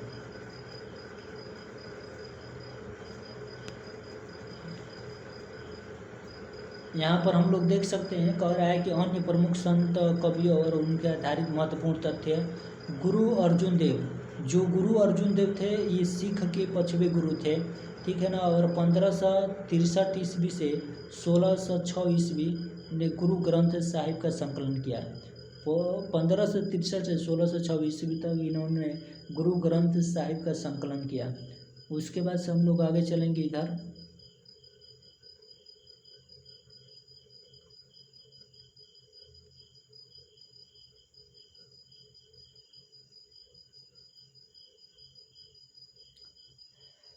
कह रहा है कि गुरु अर्जुन देव ने 6000 पद गुरु ग्रंथ साहिब में संकलित किया। गुरु अर्जुन देव सिखों के 5वें गुरु थे। गुरु अर्जुन देव ने सुखमणि और 52 आखरी और 12मासा नामक ग्रंथों की क्या किए थे? 12मासा नामक ग्रंथों की रचना किए हैं। और यहाँ पर आगे देख सकते हैं, यहाँ पर देख सकते हैं कि महत्वपूर्ण गुरु अर्जुन देव ने सुखमणि 52 अखरी और 12मासा नामक ग्रंथों की रचना किए हैं। और गुरु गोविंद सिंह जो 1666 ईस्वी से 1708 ईस्वी के 10वें और अंतिम गुरु माने जाते हैं। तो सिख धर्म के 10वें गुरु कौन हो जाएंगे? तो 10वें गुरु और अंतिम जो रहेगा, अंतिम समय रहेगा, तो उसको कहोगे ना तो ये गोविंद सिंह हो जाएंगे, ठीक है ना। और उन्होंने गुरु की परंपरा समाप्त करके उनके स्थान पर गुरु पंथ साहिब को गुरु पद पर प्रतिष्ठित किया। और इनकी रचनाएं 10 ग्रंथ प्रसिद्ध है। और यहाँ पर 10 ग्रंथ कह रहा है, गुरु गोविंद सिंह ने चंडी चरित्र नामक ग्रंथ की रचना की। और चंडी चरित्र कह रहा है कि गुरु गोविंद सिंह ने खालसा पंथ की स्थापना की थी। और संत पीपा की पत्नी का नाम ये सीता था। संत पीपा की पत्नी का नाम क्या था? सीता। और यहाँ पर शेख फरीद से कुछ क्वेश्चन देखेंगे, जो 14 से 42 ईस्वी से 15 से 42 ईस्वी के मध्य। और यहाँ पर आदिकाल ग्रंथ में 4 पद संकलित है, 1472 और 1552। इनका जन्मकाल 72 हो जाएगा और 52 मृत्युकाल हो जाएगा शेख फरीद का। और शेख फरीद धर्मदास ने बीजा का संकलन किए, बात सच है। धर्मदास कबीर के उत्तराधिकारी और प्रमुख शिष्य थे। धर्मदास की वाणी में धर्मदास की रचनाओं का संकलन किया गया है। और कह रहा है कि झरी लागे महलिया गगन गहराय, ये धर्मदास से संबंधित है। तो झर लागे लिया गगन गहराय, ये धर्मदास से संबंधित है। कह रहा है कि बरनों में साहेब तुम्हारे रचना, तो ये भी झर लगे महलिया गगन गहराय, ये धर्मदास की पंक्ति है।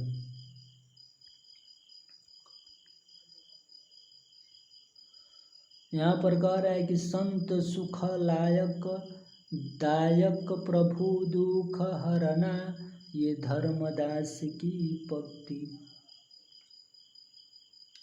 यहाँ पर देख सकते हैं कि संत सुखलायक दायक प्रभु दुख हरना, ये धर्मदास की पंक्ति है। और यहाँ पर कह रहा है कि सहजो बाई और दया भाई संत चरणदास की शिष्य मानी जाती है। तो कह रहा है कि सहजो बाई और दया बाई संत चारणदास की शिष्य मानी जाती है। और यहाँ पर देख सकते हैं कि सहजोबाई ने सहज प्रकाश और दयाबाई ने दयाबोध नामक ग्रंथ लिखे। सहजोबाई ने सहज प्रकाश और दयाबाई ने दया। सहजोबाई अक्सर पूछ लिया जाता है कि ये किसकी शिष्या है, तो बताइए ये किसके? धर्मदास के। यहाँ पर कुछ महत्वपूर्ण देखेंगे हम लोग। यहाँ पर कह रहा है कि प्रमुख संत और कवि और संक्षिप्त परिचय के बारे में हम लोग देखेंगे। और कबीरदास का जन्म यहाँ पर दे रहा है। कबीरदास की तो यहाँ पर देख रहा है, पहले हम लोग इसको याद करेंगे। जैसे कबीरदास का जन्म स्थान के बारे में देखेंगे तो जन्म स्थान काशी, और कबीर का रैदास का दोनों का जन्म स्थान क्या हो जाएगा? काशी हो जाएगा। और इनके गुरु का नाम दोनों का एक ही हो जाएगा, रामानंद। और इनकी मृत्यु दोनों का एक ही हो जाएगा, 1518 और 1518। और रैदास और कबीर का इनमें अंतर होता है। 1300 रैदास का जन्म, ये 1300 क्या हो जाएगा? तो 1388 हो जाएगा। और 10 वर्ष बाद कबीर का जन्म होता है 1398। उसके बाद से हम लोग आगे चल रहे हैं। कह रहा है कि जम्भनाथ 1551 ईस्वी में इनका जन्म माना जाता है और मृत्यु 1523 ईस्वी में।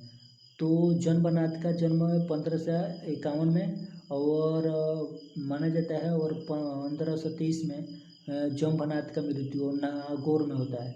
बाबा गोरखनाथ इससे संबंधित हैं। तो बाबा हम लोग कहाँ जाते हैं ना, बाबा की हैं, बाबा गोरखनाथ जाते हैं। तो जम्भनाथ का गुरु क्या हो जाएंगे? बाबा गोरखनाथ। तो नागौर और 1451 से 1523 ईस्वी तक। और हरिदास निरंजनी से संबंधित हो जाएगा। तो हरिदास निरंजनी को 1455 हो जाएगा।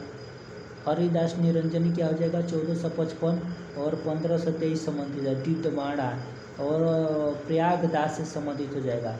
हरिदास निरंजनी 1455 और 1523 से संबंधित हो जाएगा। डिडवाड़ा ये प्रयागदास से संबंधित हो जाएगा। तो हम लोग क्या करेंगे, माने कि हरिदास जो हरि होंगे वो को प्रणाम करेंगे तो प्रयागदास से संबंधित हो जाएगा। हरि को हम लोग प्रणाम करते हैं तो प्रयागदास उनके गुरु हो जाएंगे। और इनके हरिदास का जन्म कहाँ हुआ था? डिडवाना, 1455 से 1543। गुरु नानक को देखेंगे जो 1469 से 1538 ईस्वी तक माना जाता है। 1469 से 1538 ईस्वी तक माना जाता है।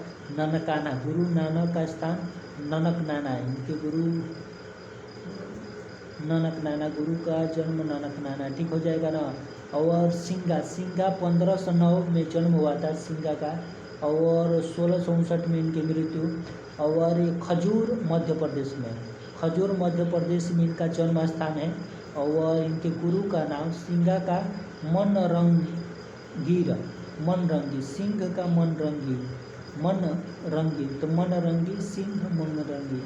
और यहाँ पर लालदास का जन्म देखेंगे तो लालदास का जन्म 1540 ईस्वी में हुआ था, मृत्यु 1648 ईस्वी में। लालदास का जन्म 1540 ईस्वी में, मृत्यु 1648 में। और अलवर और गदन चिश्ती से संबंधित हो जाएगा। दादू दयाल 1544 से 1603 ईस्वी से संबंधित हो जाएगा। उसके बाद से अहमदाबाद हो जाएंगे, और ये बृहद भगवान से संबंधित हो जाएगा। मलुक दास जो 1574 से 1682 ईस्वी से संबंधित हो जाएगा, इलाहाबाद। और पुरुषोत्तम से मलुक दास 1574 से 1682 इलाहाबाद पुरुषोत्तम से संबंधित हो जाएगा। उसके बाद से कह रहा है कि बाबा लाल ये 1590 से 1590 से 1655 ईस्वी तक पंजाब हो जाएगा। और सुंदरदास 1696 से 1689 जयपुर और दादू दयाल से संबंधित है। रजब 1667 से 1689 ये राजकुमार से संबंधित हो जाएगा। और यहाँ पर संत कवियों द्वारा प्रवृत्त प्रमुख संप्रदाय देखेंगे। यहाँ पर हम चलते हैं संप्रदाय के। यहाँ पर कबीर पंथ संप्रदाय, ये इसका केंद्र कहाँ था? यहाँ पर संत कवियों द्वारा प्रवर्तित प्रमुख संप्रदाय के बारे में हम लोग देखेंगे।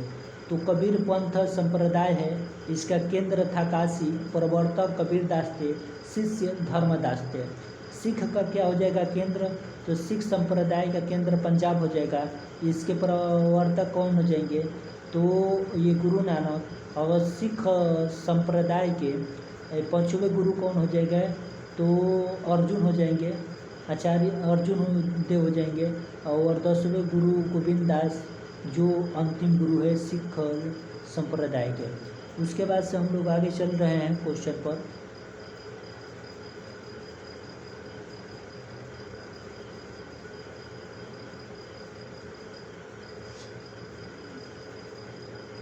उदासी का श्री चंद्र, उदासी संप्रदाय का श्री चंद्र हो जाएंगे।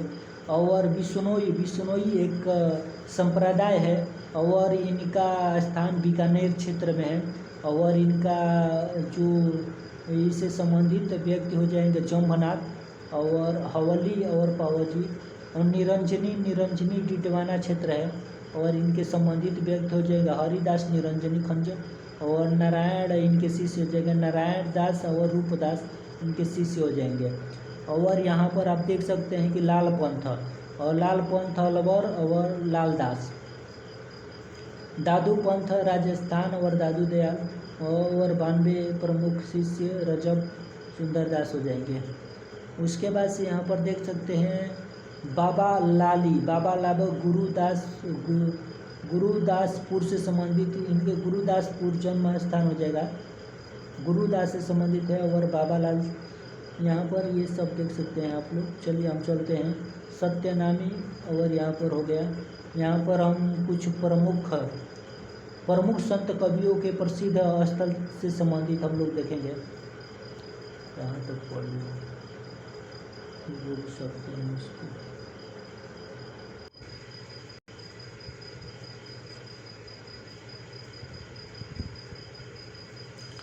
नमस्कार दोस्तों, हम लोग ये आगे क्वेश्चन देखेंगे। कह रहा है कि प्रमुख संत कवियों के प्रसिद्ध स्थल के बारे में हम लोग देखेंगे।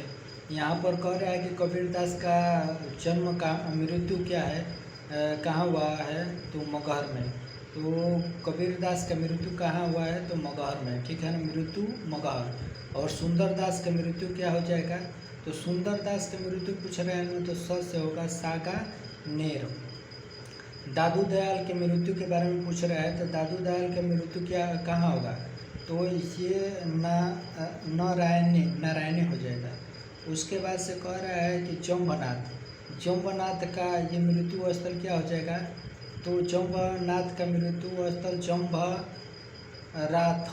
जम्बराथल समाधि स्थल हो जाएगा।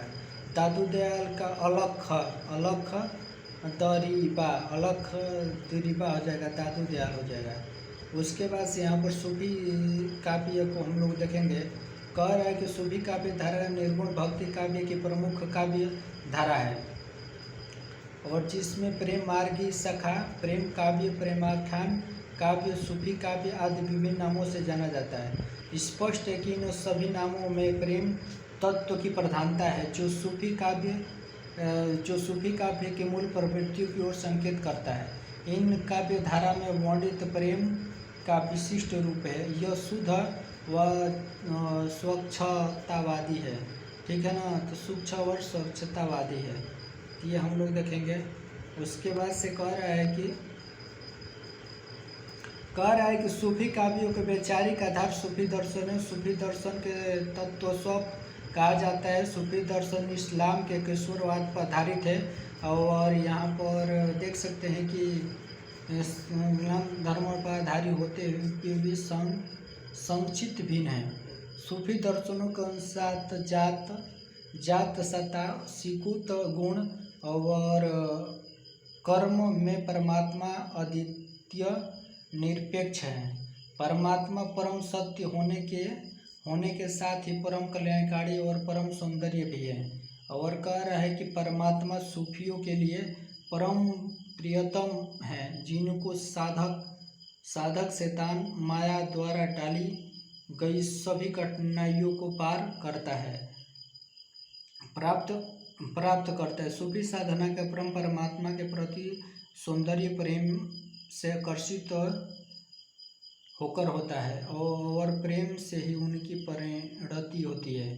सूफियों ने भारतीय लोक कथाओं पर आधारित लौकिक प्रेम कथाओं द्वारा लौकिक प्रेम का आभास दिया है, जो सूफी साधना का मूल है। ये लौकिक प्रेम कथाएं कल्पित भी हैं और ऐतिहासिक भी है। सूफियों ने अपने काव्य में भारतीय कथानक रूढ़ियों का भी प्रयोग किया है। इसी प्रकार सूफी काव्य वैचारिक दृष्टि से सूफी दर्शन से प्रभावित होते हुए भी पूर्ण रूप से भारतीय परंपराओं का काव्य है। प्रेम कथाओं की प्रधानता होने के कारण इतिहासकारों ने इसे प्रेमाख्यान काव्य भी कहा है। रामचंद्र शुक्ल के अनुसार हिंदी सूफी फारसी सूफी और मनसबियों से प्रभावित होकर भी अपनी संपूर्ण बनावट में भारतीय है। काव्य के प्रारंभ में ईश्वर स्तुति और साहित्यवक्ता की प्रशंसा और गुरु वंदना और आत्म परिचय और एक ही छंद का प्रयोग आदि मनसबी के विशेषता है। और यहाँ पर देख सकते हैं कि बचन सिंह के शब्दों में हिंदी सूफी कवियों की जीवनी भारतीय है और हिंदी सूफी कवियों ने अपने जनपद की भाषा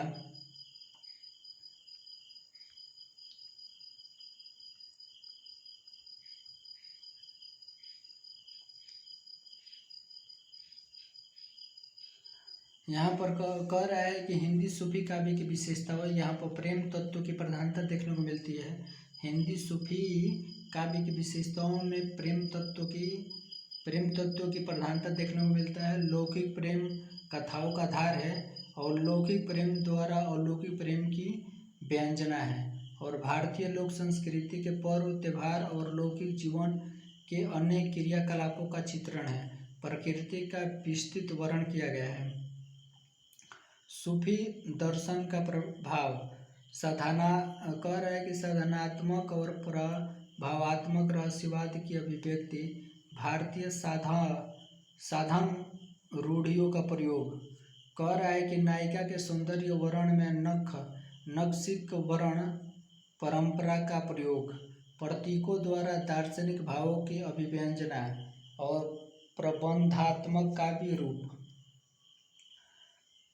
कह रहा है कि श्रृंगार रस के संयोग वियोग पक्ष का विस्तार से अंकन और अवधी भाषा का प्रयोग केवल नूर मोहम्मद ने कुछ स्थानों पर ब्रज भाषा का प्रयोग किया है। दोहा चौपाई छंदों का प्रमुख प्रयोग होता है। फारसी की मनसबी शैली का स्पष्ट प्रभाव खंडन मंडन की प्रवृत्ति नहीं है। यहाँ पर सूफी शब्द की उत्पत्ति के बारे में हम लोग देखेंगे। कुछ शब्द है, मूल शब्द है। सूफी शब्द की उत्पत्ति के मूल शब्द के बारे में देखेंगे। तो यहाँ पर सूफी संत एक तरफ क्या है तो एक तरफ मूल शब्द है उनका अर्थ। सूफी का मतलब जानते हो क्या होता है? सूफी का मतलब ये अर्थ होता है। साफा का मतलब क्या होता है? साफा का मतलब होता है पवित्रता और शुद्ध। सूफी का मतलब क्या होता है? सूफी का मतलब होता है ऊन। सूफी का मतलब क्या होता है? सूफी का मतलब क्या होता है? सॉरी सूफ का मतलब क्या होता है? सूफ का मतलब होता है ऊन और साफा का मतलब होता है ये पवित्रता और शुद्ध। सूफिया का अर्थ होता है क्या? सूफिया का अर्थ होता है विद्या। और रफा का अर्थ क्या होता है? मक्का की एक पहाड़ी। तो ये सफा का अर्थ क्या होता है? तो सफा का अर्थ होता है मक्का की एक पहाड़ी। और सफ क्या है? सफ पक्ति है। और सफा अरब देशों की एक जाति विशेष का नाम है। सफ़ा अरब देशों की एक जातीय विशेष का नाम है सफ़ा। और सफ़ मतलब क्या होता है? सफ़ मतलब पक्ति होता है। सफ़ मतलब क्या होता है? पक्ति है। सफ़ा मतलब मक्का की एक पहाड़ी। और सोफिया मतलब होता है विद्या। और फिर सफ़ा, एक सफ़ा दो सफ़ा होता है। एक सफ़ा मतलब होता है मक्का की एक पहाड़ी, और एक सफ़ा के मतलब होता है क्या होता है? पवित्रता, शुद्ध। सूफ मतलब ऊन होता है। यहाँ पर आप देख सकते हैं कि भारत में सूफ का प्रचार प्रसार 12वीं सदी के ख्वाजा मोइनुद्दीन चिश्ती ने किया था। तो भारत में सूफी मत का प्रचार प्रसार 12वीं सदी में ख्वाजा मोइनुद्दीन चिश्ती ने किया था। और उसके बाद से कह रहे हैं कि यहाँ पर प्रमुख सूफी संप्रदाय, और एक तरफ संप्रदाय दिया गया है और आदि प्रवर्तक, और भारत में प्रवर्तक और समय क्या है उनको हम लोग देखेंगे। यहाँ पर आप देख सकते हैं कि प्रमुख सूफी संप्रदाय, और एक तरफ क्या है, एक तरफ चिश्ती संप्रदाय है, और आदि प्रवर्तक ख्वाजा अबू इस्हाक सीमा और अबू अब्दाल चिश्ती, और ख्वाजा मोइनुद्दीन चिश्ती से संबंधित हो जाएगा। तो ख्वाजा क्या हो जाएगा? ख्वाजा मोइनुद्दीन चिश्ती से संबंधित हो जाएगा और 12वीं सदी से संबंधित हो जाएगा। उसके बाद से सोहरावर्दी को देखेंगे। ये शेख शिहाबुद्दीन सोहरावर्दी से संबंधित हो जाएगा। शेख बहाउद्दीन जकरिया और 13वीं सदी पूर्वार्ध से संबंधित हो जाएगा।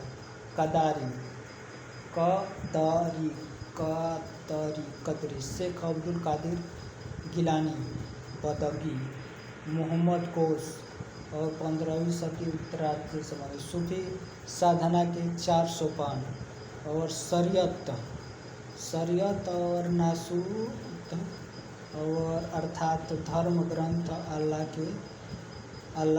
में बताए कानून का नाम है, इनके आचरण भी है।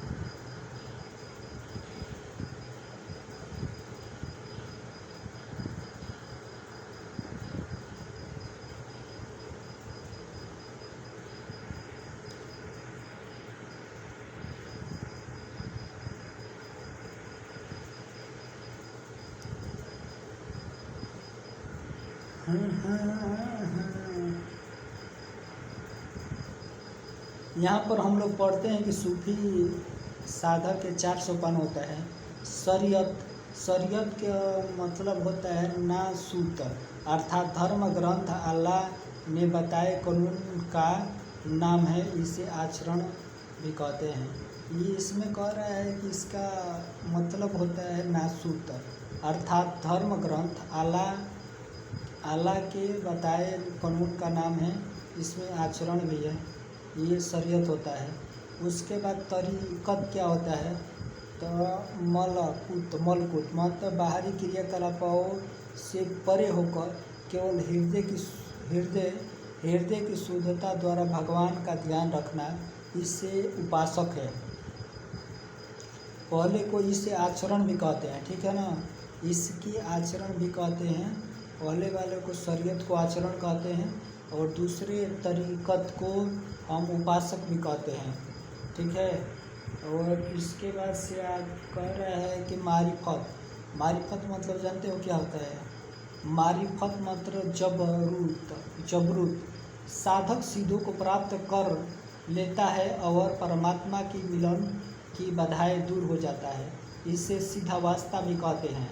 और यहाँ पर देख सकते हैं कि हकीकत लाहूत हकीकत का अर्थ होता है परम सत्य। इस अंतिम अवस्था में आत्मा का परमात्मा से मिलन हो जाता है, इसे सत्यबोध भी कहते हैं। यहाँ पर देख सकते हैं सूफी साधना में ये मनुष्य के 4 भेद हैं। और यहाँ पर नफस इंद्रिय, भक्त बुद्धि माया और कल्प हृदय और रूह आत्मा, ठीक है ना। प्रेम यहाँ पर कह रहे हैं कि इस प्रेम के 2 रूप होता है। सूफी काव्य मनुष्य के 4 भेद बताए गए हैं। नफस मतलब इंद्रिय, दूसरा का भक्त मतलब बुद्धि या माया, कल्ब, कल्ब मतलब हृदय, और रूह मतलब आत्मा। ये सूफी साधक में मनुष्य के 4 भेद बताए गए हैं। और प्रेम के 2 रूप होते हैं, जैसे इश्कम जाजी, जैसे लौकिक प्रेम, और इश्क की मतलब अलौकिक प्रेम।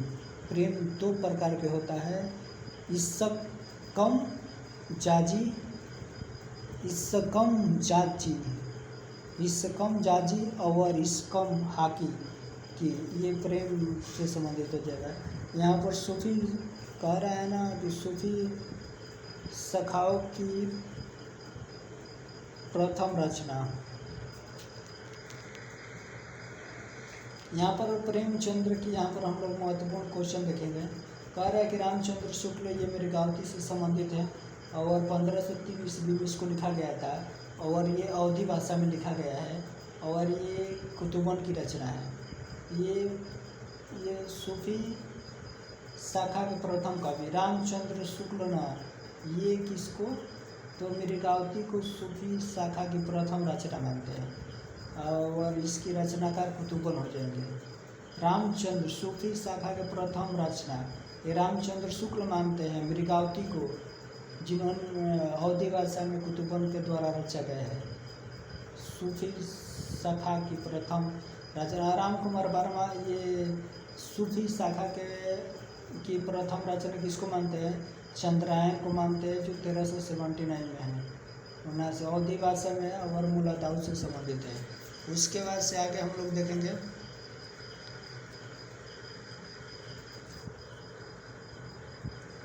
खत्म हो गया क्या यार, नहीं है। हजारी प्रसाद द्विवेदी, ये हजारी प्रसाद द्विवेदी सत्यवती कथा को अपन प्रथम क्या मानते हैं, तो सूफी शाखा की प्रथम रचना। तो ये कौन मानते हैं, हजारी प्रसाद द्विवेदी सूफी शाखा के प्रथम रचना मानते हैं। सत्यवती कथा को 1501 ईस्वी में लिखा गया था अवधी भाषा में, और ईश्वर दास ने इसको लिखा है। और गणपति चंद्र गुप्ता, डॉक्टर नगेंद्र, ये हंसावली को मानते हैं, और यहाँ पर गणपति चंद्र डॉक्टर नगेंद्र हंसावली को मानते हैं, और राजस्थानी साहित्य से संबंधित है। उसके बाद से यहाँ पर देखते महत्वपूर्ण काव्य उनके नायक नायिका। चंद्रायन के नायक कौन हो जाएंगे, लोर, चंद्रायन के लोर हो जाएंगे, और नायिका चंदा हो जाएगी। तो चंद्रायन के नायक कौन हो जाएंगे, लोर, और नायिका क्या हो जाएगी, चंदा, ठीक है ना।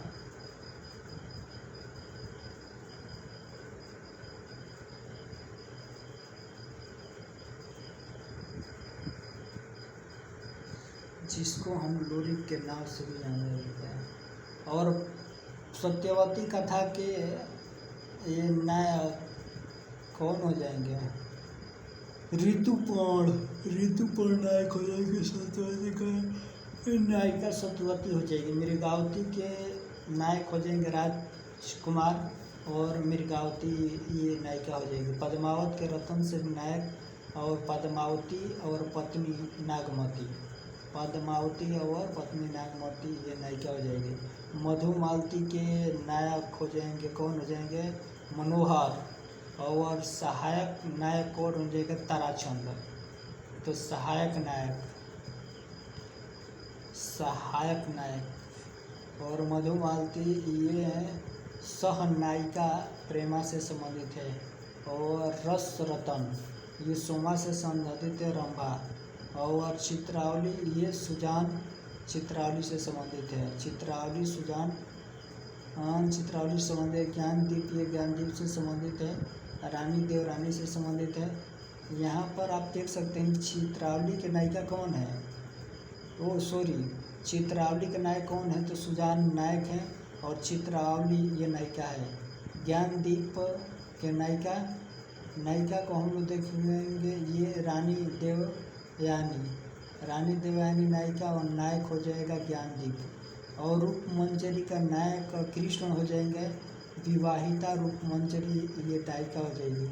हंसावली के राजकुमार हो जाएंगे नायक, और हंसावली ये नायिका हो जाएगी। यहाँ पर अन्य प्रेमाख्यान रचनाओं के बारे में देखेंगे। कह रहा है कि लखम सेन पद्मावत कथा और 1459 ईस्वी में दामोदर कवि लक्ष्मण सेन पद्मावती, और ये राजस्थानी भाषा, और स्वयं कवि ने इसे वीर गाथा कहा है। और माधव न अल काम कांदला 1523 ईस्वी में गणपति चंद्र से संबंधित है। और कह रहा है कि माधव काम कांदला में 1527 ईस्वी में गणपति चंद्र से संबंधित है। और उसके बाद से कह रहा है कि राजमती किससे संबंधित है?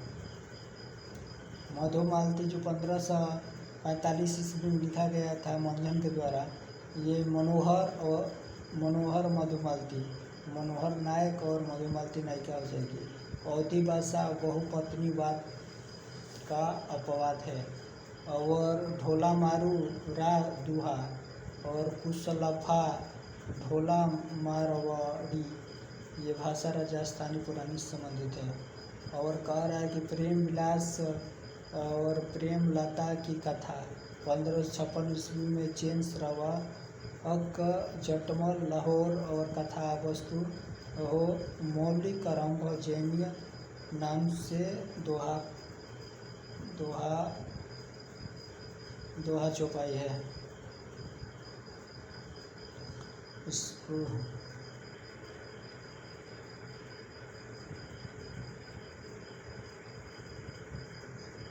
और यहाँ पर छिताई वार्ता जो 1590 ईस्वी में, और नारायण दास ढोला समुद्र गढ़ का, और राम कुमार और छिताई जैसे राजस्थानी मिश्रित ब्रजभाषा से संबंधित है। और छंद दोहा चौपाई अलाउद्दीन खिलजी द्वारा व्यवधान है। और माधवनल कामकांतला 1584 ईस्वी में आलम अवधी चौपाई की 5-5 अर्धलियों के बीच दोहा सोठा है। माधवनल कामकांतला 1584। और चित्रावली 1683 ईस्वी में गाजीपुर निवासी उस्मान अवधी भाषा, और सुजान चित्रावली, तो सुजान नायक हो जाएंगे और नायिका चित्रावली हो जाएगी, गाजीपुर निवास स्थल। और रस रतन जो 1618 ईस्वी में अकबर के दरबारी कवि दुर्गादास के प्रपौत्र पुहकर और सोमरंभा अवधी सभा चंद्र दोहा चौपाई संबंधित है। या ज्ञानदीप से संबंधित हो जाएगा। कह रहा है कि ज्ञानदीप जो 1609 ईस्वी में शेख नबी ज्ञानदीप देवयानी अवधी दोहा चौपाई, इसमें देव मार्ग की प्रशंसा की गई है। शेख नबी का ज्ञानदीप है 1619 में। ज्ञानदीप नायक और देवयानी अवधी भाषा दोहा चौपाई में देवमार्ग की प्रशंसा की गई है। और हंस जवाहिर जो कासिम शाह अवधी भाषा से संबंधित है। और उसके बाद से हम लोग को जान कवि 1612 से 1664 ईस्वी में या 78 कवि ग्रंथों में से 29 प्रेमाख्यान काव्य माने जाते हैं। और उसके बाद से कह रहा है कि भाषा राजस्थानी प्रभावित ब्रज भाषा चंद्र योजन में दोहा चौपाई का अतिरिक्त कवि सवैया का भी प्रयोग किया गया है। जान कवि द्वारा रचित कुल प्रेमाख्यान काव्य निम्नलिखित है। कथा रत्नावली ग्रंथ। और कह रहा है कि यहाँ पर कुछ महत्वपूर्ण देखेंगे क्वेश्चन।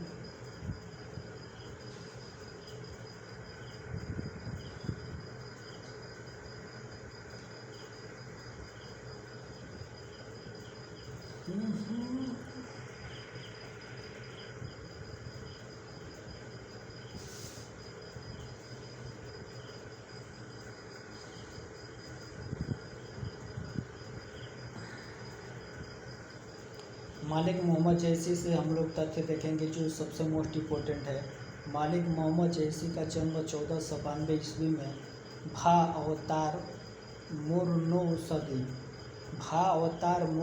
9 सदी 30 बरस ऊपर कवि बदी, ये आखिरी कलाम से संबंधित है। भा भा अवतार मोर नौसदी और 30 बरस ऊपर कही बदी। तो ये आखिरी कलाम से संबंधित है। 1492 ईस्वी में इनका जन्म हुआ था और यहाँ पर निधन 1542 में। 1492 में जन्म, 1442 में मृत्यु। यहाँ पर देख सकते हैं 92 और 42। उनकी मृत्यु एक शिकारी का तीर लगने से अमेठी के जंगल में हुआ था। इनकी मृत्यु एक शिकारी का तीर लगने से अमेठी के जंगल में हुआ था। तो वह जंगल का क्या नाम था जिस जंगल में उनका मृत्यु हुआ था? ये पद्मावत के रचयिता को। तो उनका जन्म, ये अमेठी के एक जंगल था, उसमें उनका मृत्यु हुआ था। और जन्म स्थान जयस नगर रायबरेली उत्तर प्रदेश में है। इनका जन्म स्थान जायस नगर रायबरेली उत्तर प्रदेश में है जन्म स्थान। और जायस नगर, तो जायस नगर का रहने से कारण उनको जायसी कहा गया। जायस नगर रायबरेली उत्तर प्रदेश में। और जायस नगर का पूर्व नाम उधाम था। जायस नगर को पूछ लेगा कि पूर्व नाम क्या था, तो उधाम था। और इनके गुरु के कौन थे? तो इनके गुरु का नाम था शेख मोहिदी। तो शेख मोहिदी इनके गुरु का नाम था। और यहाँ पर मालिक शब्द मूलतः अरबी भाषा का शब्द है। पूछ देगा कि मालिक शब्द किस भाषा का शब्द है? अरबी भाषा का शब्द है, जिनका अर्थ होता है स्वामी, राजा, मालिक और सरदार।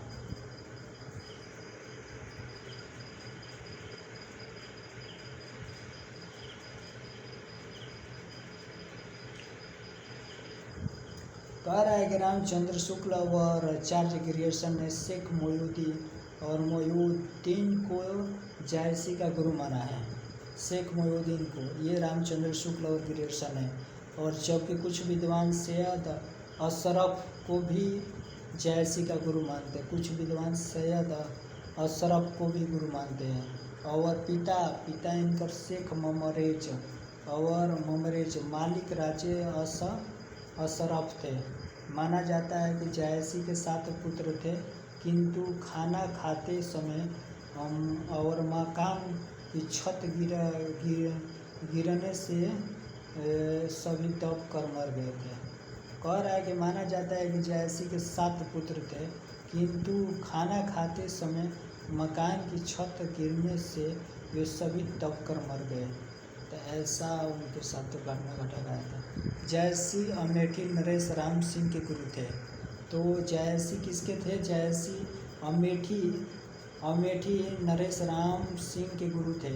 और जयसी कह रहा है ना कि जयसी मायने और कुरूप थे। तो एक बार शेर शाह सूरी और उनके गुरु को देखकर हंसा था। कह रहा है ना कि जयसी काने और कुरूप थे।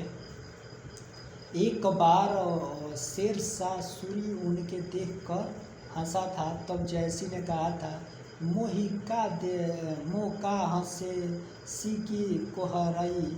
और इससे राजा बहुत लज्जित हुए थे। तो मोह का हंसे सी की कोहराई, इससे राजा बहुत लज्जित हुए थे। जयसी की प्रमुख रचनाएं देखेंगे यहाँ पर पद्मावत इसमें कितने 57 और 52 खंड माना जाता है। ठीक है ना, 57 खंड इसको माना जाता है पद्मावत में। इसका विषय है नागमती, पद्मावती और रतन सेन की प्रेम कहानी है।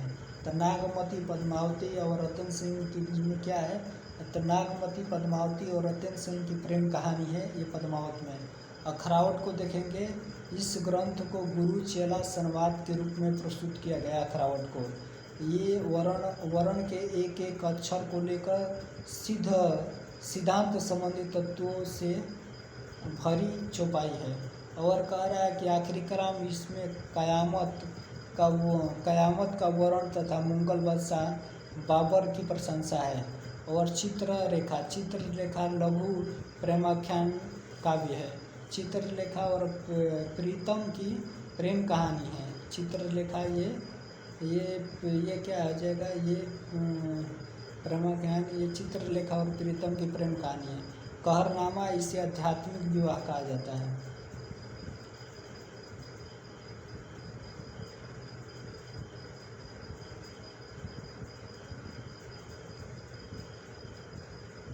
यहाँ पर मसलनामा लिखा है। मसलनामा इसमें ईश्वर भक्ति के प्रति प्रेम निवेदन है। और कान्हावत इसमें कृष्ण का चरित्र चित्रण, ये सूफी संत की अछूती रचना है। और कहरवा यह एक ताल होता है जिनमें 8 मात्राएं होती है, जो 4 मात्राएं के 2 भागों में विभक्त होता है। पहली मात्र एक ताली और 5वीं मात्र एक खाली होता है। और जैसी ने नावत नायक एक प्रेम कहानी भी लिखी है। और अन्य ग्रंथ क्या जय सुख रावत पंचमावत और एतरावत, और ये हो जाएगा मटकावत, चित्रावत और खुर्दानामा, मोराईनामा, मुकरनामा और मुखरामा और पोस्तीनामा और होलीनामा, ये अन्य जयसी की रचनाएं हैं। आचार्य रामचंद्र शुक्ल ने जयसी के द्वारा रचित 3 ग्रंथ माने जाते हैं। पद्मावत अखरावट आखिरी कलाम रामचंद्र शुक्ल के द्वारा माना जाता है। और उसके बाद से यहाँ पर हम लोग देखेंगे सूरदास। पद्मावत को हम लोग देख लिए, पद्मावत की रचना एक बार और इसको लिया गया है क्या इसके साथ को। पद्मावत का 1540 ईस्वी में जन्म हुआ। और इसमें शुक्ला जी, इनका जन्म 40 में हुआ था क्या। यहाँ यह पद्मावत एक कृति है, पद्मावत एक कृति है जयसी का। इसकी रचना का 1540 ईस्वी में शुक्ला जी ने, 1520 ईस्वी में 927 बिहारी माने हैं। और यहाँ पर शुक्ला जी और यहाँ पर हिजरी सनवात या इस्लामी कैलेंडर होता है, जिनकी शुरुआत 1440 साल पहले जब मोहम्मद साहब ने मक्का से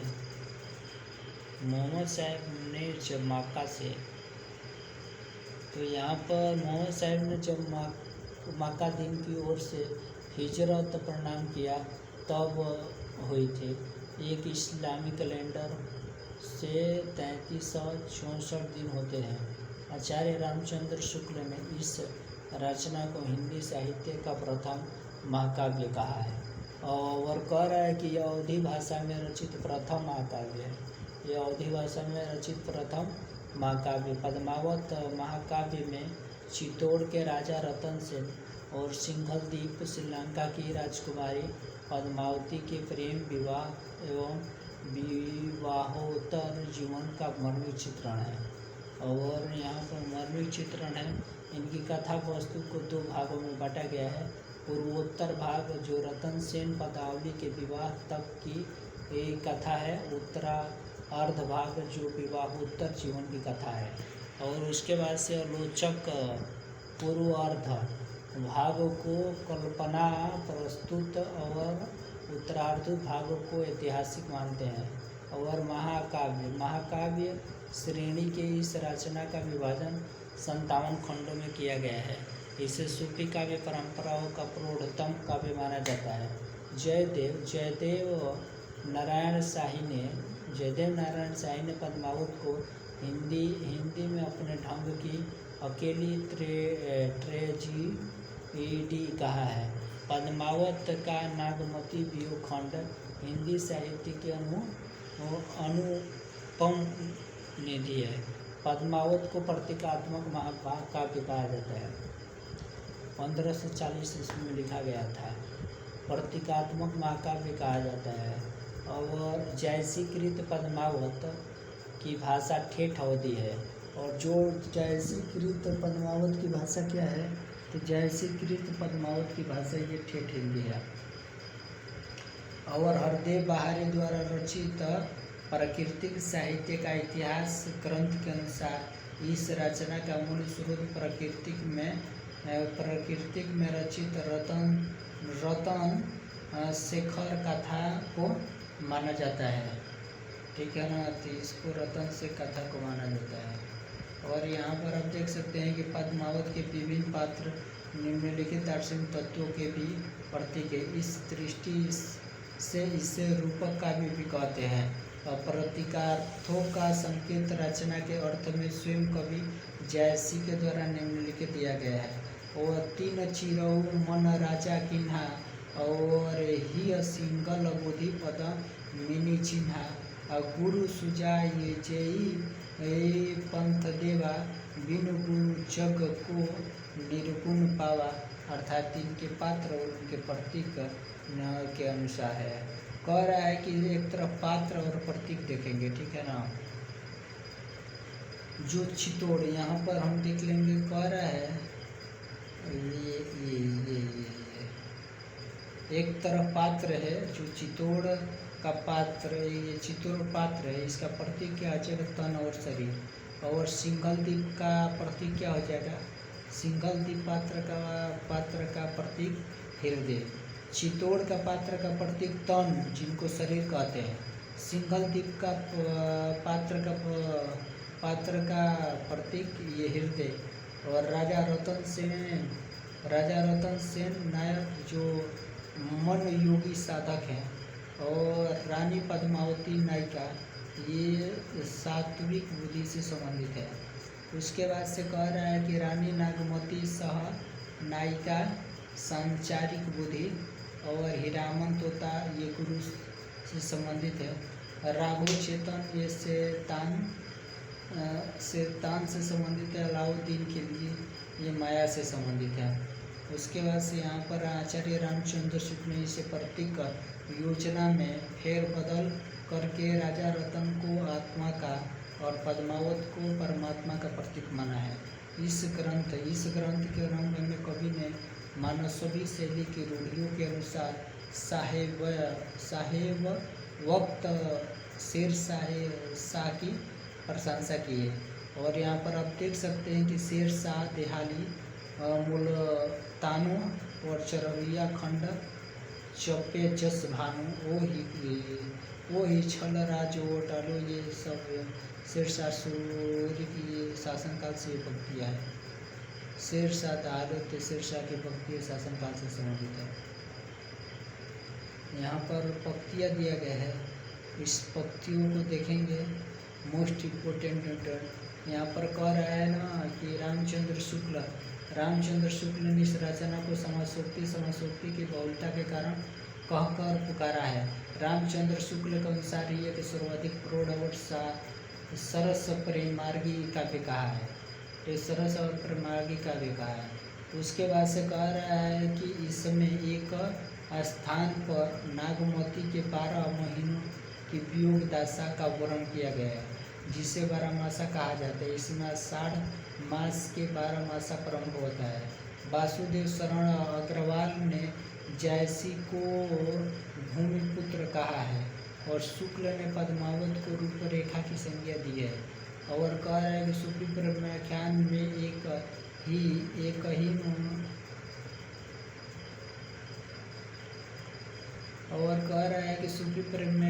एक ही कवि है। जयसी शेष सब लकीर के फकीर है, वचन सिंह कहते हैं। कह रहा है कि सूफी कवियों में एक ही कवि है, जयसी शेष सब लकीर के फकीर वचन सिंह कहते हैं।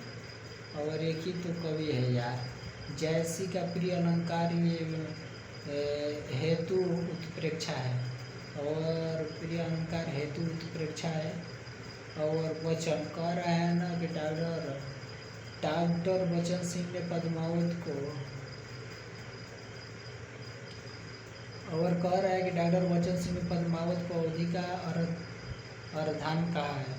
कबीर ने केवल भिन्न प्रतीक होते हुए भी परोक्ष सत्ता की एकता का आभास दिया था। प्रत्यक्ष जीवन की एकता का दृष्टि मानने रखने की आवश्यकता बनी थी। यह जायसी द्वारा पूरी हुई थी। रामचंद्र शुक्ल का ये कथन है। जायसी ने अपने पूर्व रचे गए 4 मुधवती और मृगावती और मधुमालती और प्रेमावती प्रेमाख्यानों को उल्लेख किया।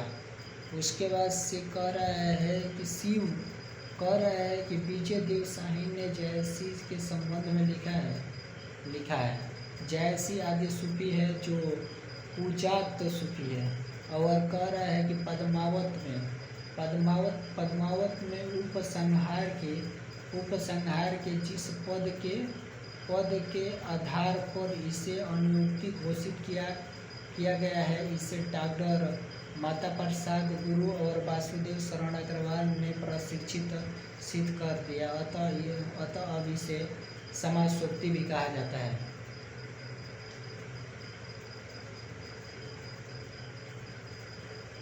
जैसी कह रहा है कि जैसी सूफियों में अद्वैतवाद तक ही नहीं रहे और वेदांत के अद्वैतवाद तक भी पहुँचे।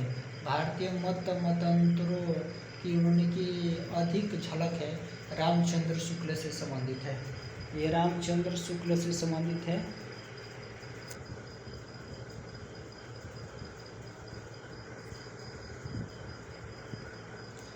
यहाँ पर ईश्वर दास का जन्म मृत्यु पूछे देखेंगे हम लोग। 15 से क्या हो जाएगा, 1540 ईस्वी से 1560 ईस्वी तक माना जाता है। वे 1580 से 1540 ईस्वी तक माना जाता है। ईश्वर दास राम भक्ति काव्य धारा के प्रमुख कवि है। ईश्वर दास सिकंदर लोदी के समकालीन थे। तो पूछ देगा कि ईश्वर दास किसके समकालीन थे, तो सिकंदर लोदी के समकालीन थे। इनका जन्म 1500 कह रहे हैं 1480 ईस्वी में और 1560 ईस्वी मृत्यु। ये राम भक्ति काव्य धारा के प्रमुख कवि थे। ईश्वर दास सिकंदर लोदी के समकालीन थे और सगुण निर्गुण भक्ति में समन्वयनकारी कवि माने जाते हैं। ईश्वर दास की रचना सत्यवर्ती कथा 1501 ईस्वी में प्रसिद्ध रचना है। और उसके बाद से कह रहे हैं कि ईश्वर दास की रचना भारत मिलाप में राम के मनमगन में भारत के दुखी होने और भारत का राम से मिलना आदि प्रेम संगों का वर्णन है। और ईश्वर दास की अंगद फौज रचना में रावण की सभा में अंगद के पैर जमाकर खड़े रहने का वर्णन है। ईश्वर दास के अंगद पेज में। और रचना देखेंगे, यहाँ पर रचना देखेंगे हम लोग भारत मिलाप। इनकी रचना है, किसकी रचना है ये सब? ईश्वर